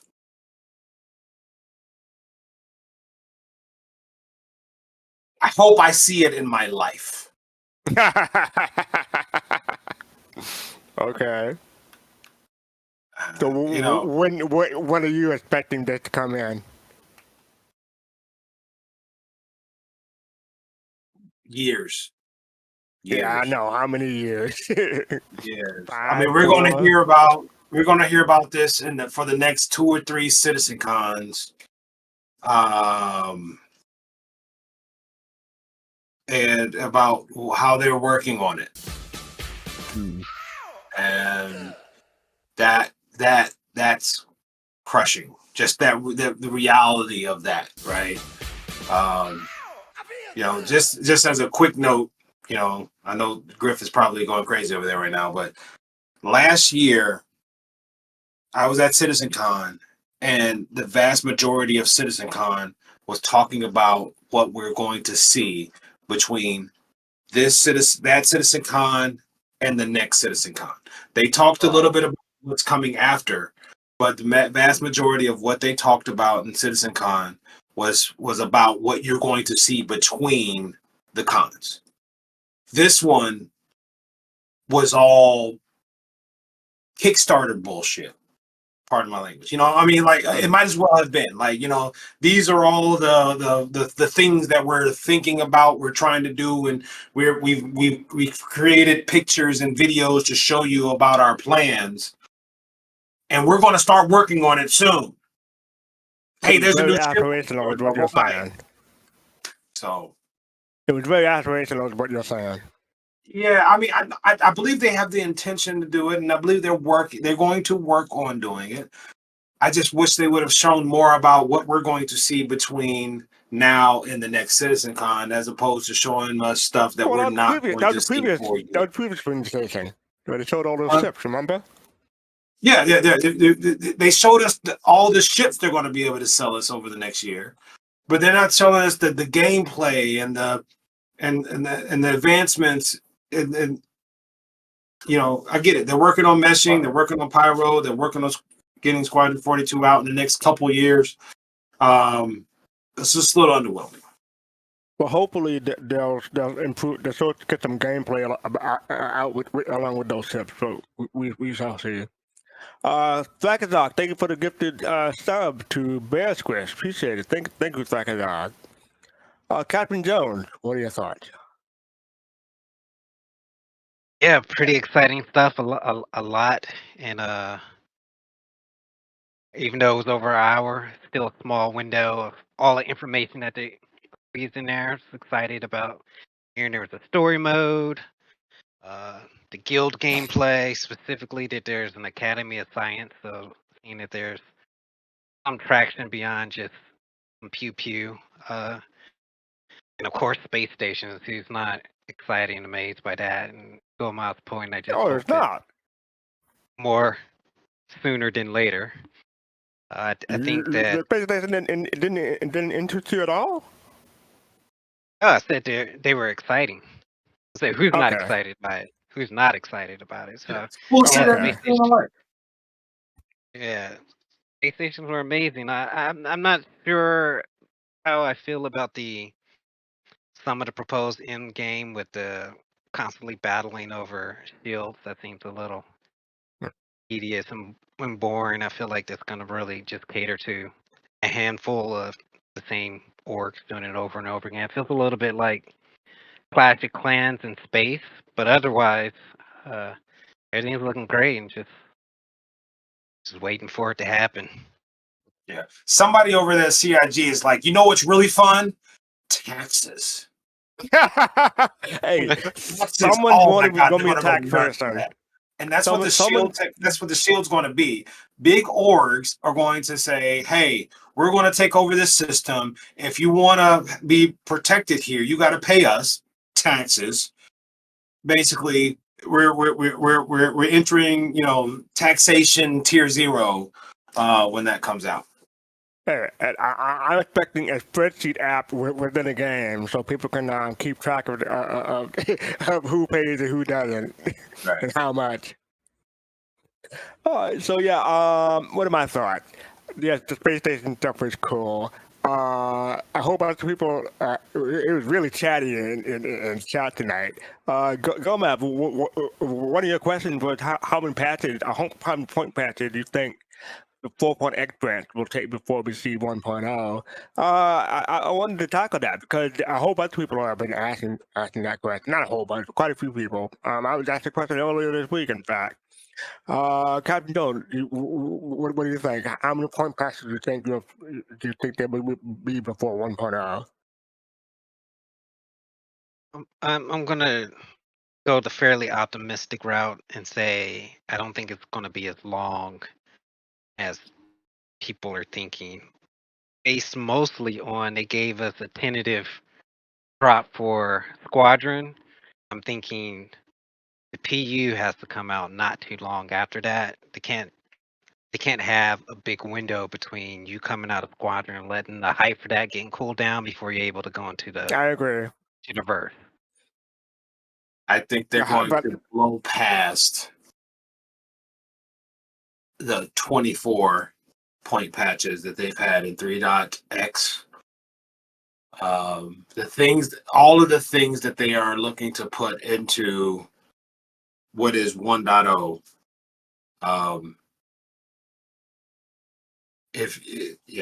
They're going to blow past that. They're going to blow past that. We'll be looking back in 3 years talking about we're on we're on 4.30.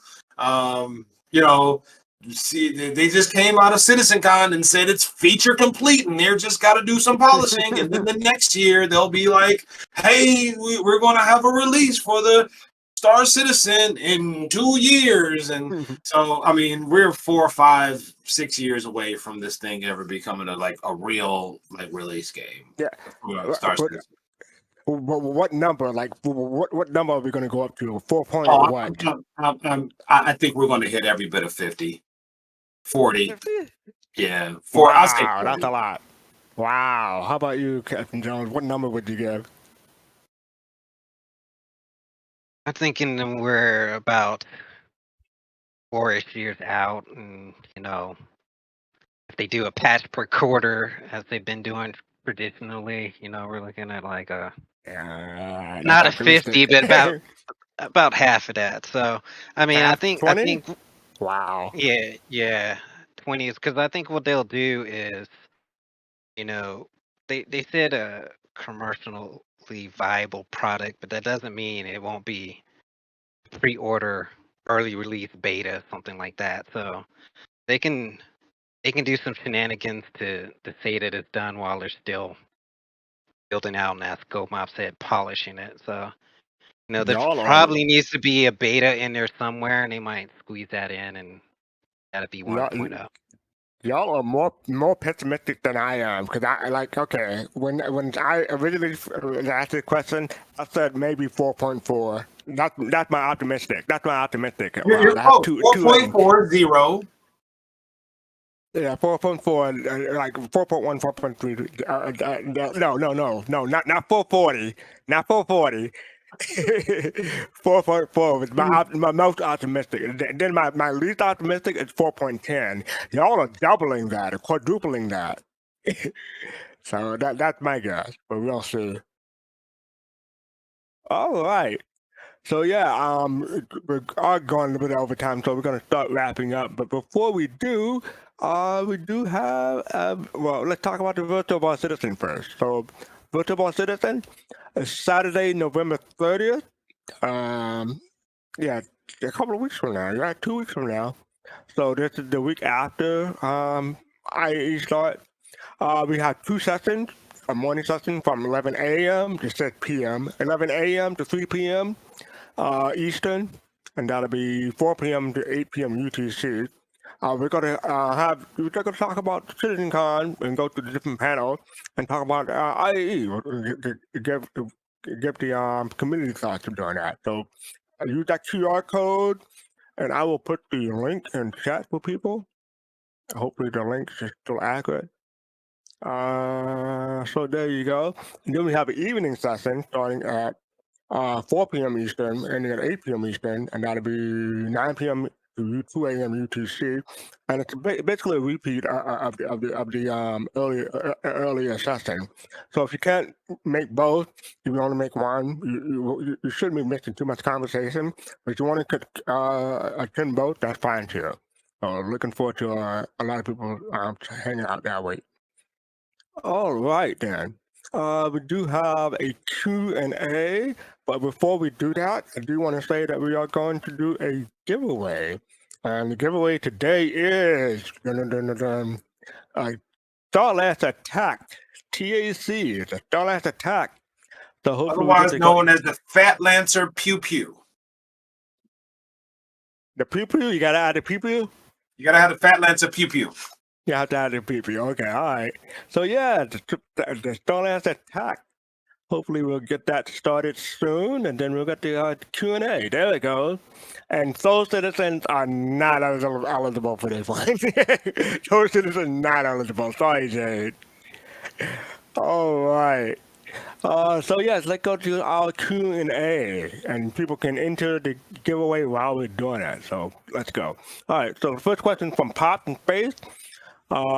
Will we be getting less system? We will be getting less system, but more points of interest. Is this a fail or positive in your opinion? Is this a fail or positive? Getting more points of interest but less systems. I think it'd be better if they had more systems. If they had more systems, that to me, other than just the gameplay part of it, if they had more systems, it would show that their tools and their ability to put out more systems has evolved and they're able to move faster. So that would be a bigger positive for me. How about you, Captain Jones? Yeah, did we switch again? I think we just want to switch again. Hold on. Oh, yeah, we lost switch, but YouTube is still fine. YouTube is spinning. It's back. It's back. It's back. Okay. All right. Go ahead, Captain Jones. Sorry. Yeah, so more systems or more places to go. I think I lean towards more places to go, knowing that that they showed us those handful of systems, but that's obviously not where they're going to be stopping. Being a former Mass Effect player, another space game that I loved and assumed Star Citizen was going to be similar to that, where you go all over the place and you're quote-unquote exploring, but you don't actually land and explore the planet. You go to a predefined POI, and playing the other game named Star recently is really getting me to lean towards, a more defined system versus with more systems where nothing to do. And so, quality over quantity, hoping that eventually we'll get more quantity. I think this is. Oh, go ahead. No. Look, even if the majority of the systems are simply just places for us to go and be able to build our homesteads, collect resources, have chance encounters with NPCs that happen to be there.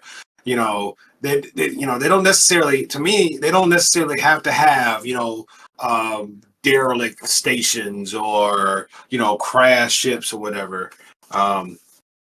Those, to me, having more variety and be able to spread out, I think that will help. Yeah, I think I don't see it as a fail, but I don't necessarily see it as a positive. I see it as okay. I understand where they're coming from. More points of interest, but we have bigger planets or bigger moons, size-wise. So when they originally said 100 systems back when, they weren't thinking these planets were going to be nearly as big as what they're making them, and the original and the ability to make them procedural and the turbulent and making planets and everything. Yeah, I see it as okay. So that's my opinion about that. Citizen Joel asked, stealing Pop's question because it's a good one. Do you prefer more systems or fewer systems with more points and missions? We kind of already covered that. I'm okay with either. I think we're all basically the same. Yeah. All right. John Munker asked, "What do you think the role of power games? What do you think will be the role of power games when orgs start to control the system? What do you think the role of power games will be?" Taxes. That's it. Okay. All right. Yeah. You wanted concise answers. That's it. Yeah. All right. So I guess that makes sense. All right. I asked this question. This is from me. So, if the space station were to be assigned a real-world U.S. dollar value, what would that amount be? If it's less than $10,000, it's too cheap. Captain Jones. Yeah, I would agree. I mean, if you look at the most expensive ship right now, Javelin is $3K in concept, so we know that's going up. How can a station be not even close to 10 times that, just based off the scale of what we saw when we was watching the videos? So, yeah, I don't think it could be even close to less than 10K. Yeah, when I asked Colossal this during the presentation, he had to stutter for a bit. I'm sorry, calling you out Colossal, but then he came up with the number 15. He said 15, and I'm like, wait, 1,500? No, he said 15,000. I'm like, whoa, 15,000? That's a lot. But yeah, I'm coming around to that now, especially seeing the presentation a couple of times since then. I would say at least 10K. It took you a few more times to see the presentation for you to. For that was No. I mean, the second time I saw it, I was coming around, but I would say at least 10K. But after, I don't know what the upper limit of that would be. So yeah, maybe if I say it 3 more times, I can give you an upper limit, but at least 10K. Yeah, at least, I mean, it looks like you could almost pack the whole Legatus pack of ships in that station. So. It's got to be. So up there. we're gonna base the dollar value on 10 times whatever Legatus package is. That's 400K. 400. Oh my bad. The price of a Legatus with the same price of the station. Yeah, that makes sense. Yeah. The last question is from Elwood. What are the odds that Test Squadron will get organized enough to build one of these? I'm gonna add the last. Which one? What do you think? They'll stumble onto it. So good odds. I mean, how about you? It depends on what the time window you're talking about. I think sooner or later, with enough effort, anybody will have it. Okay, so look, there's something to be said for Zerg rushing something, just throwing bodies at a goal, whether those bodies are coordinated and organized. You know, you got enough competent, intelligent people in test to make it happen. Yeah, but then you have me. And me. So yeah. All right. So I think we have good odds. How many months it will take, who knows? But we'll see. Yeah, so I think we have good odds. All right, with that, let's wrap up the giveaway. So let's see who won. Hold on, they're going to wrap it up soon. Refresh is working. Oh, hold on, they can't hear me because the refresh isn't working.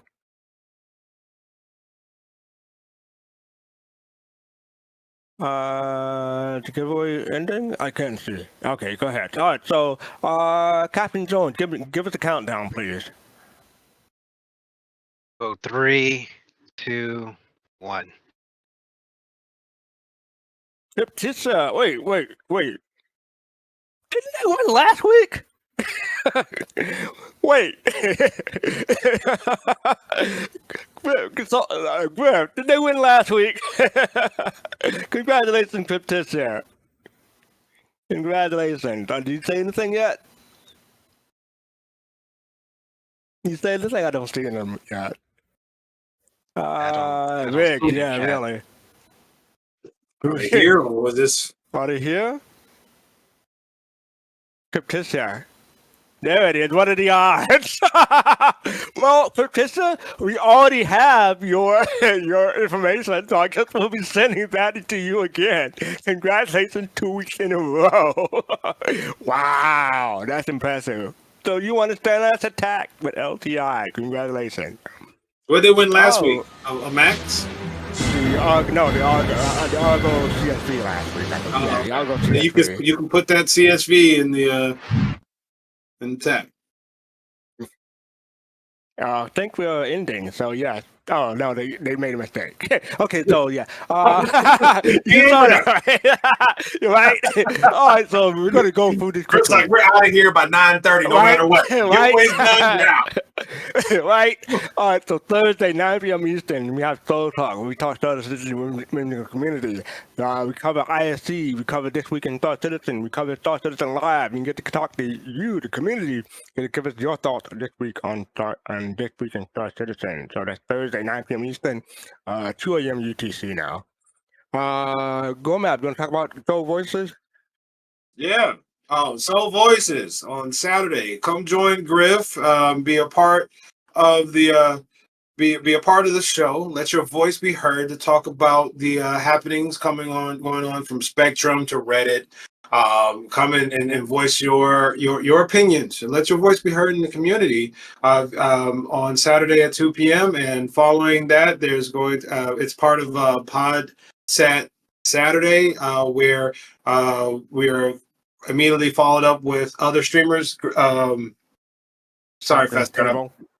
Captain's Table right after that. So come join us on Saturdays at 2 p.m. Eastern time and let your voice be heard on Soul Voices. Thank you for that. And then next Sunday, 7 p.m. Eastern, midnight UTC, we're going to have a update on 4.0. So we're going to be talking about that next week. So 7 p.m. Eastern. So check in and tune in for that. I want to thank everybody for joining me. Thank you, Gomab, and thank you, Captain Jones, and thank you, Griffin, for handling things in the background. We want to become a Soul Bowl, Soul Sister, Soulmate, Soul Students member. Have the privileges. Click the join button below on YouTube. You're going to follow us on social media everywhere. Your Soul Students would ask. Hit like, subscribe, or follow, depending on what platform you're on. A nice option for enjoy that. But is that diecast? You're throwing me off here. Make sure you hit notification bell so we know when we go live. And who are we going to raid? Who are you going to raid? I won't see it up. Okay, we're going to raid TV Liquid. So make sure you send TV Liquid our love. And with that, peace, love, and soul.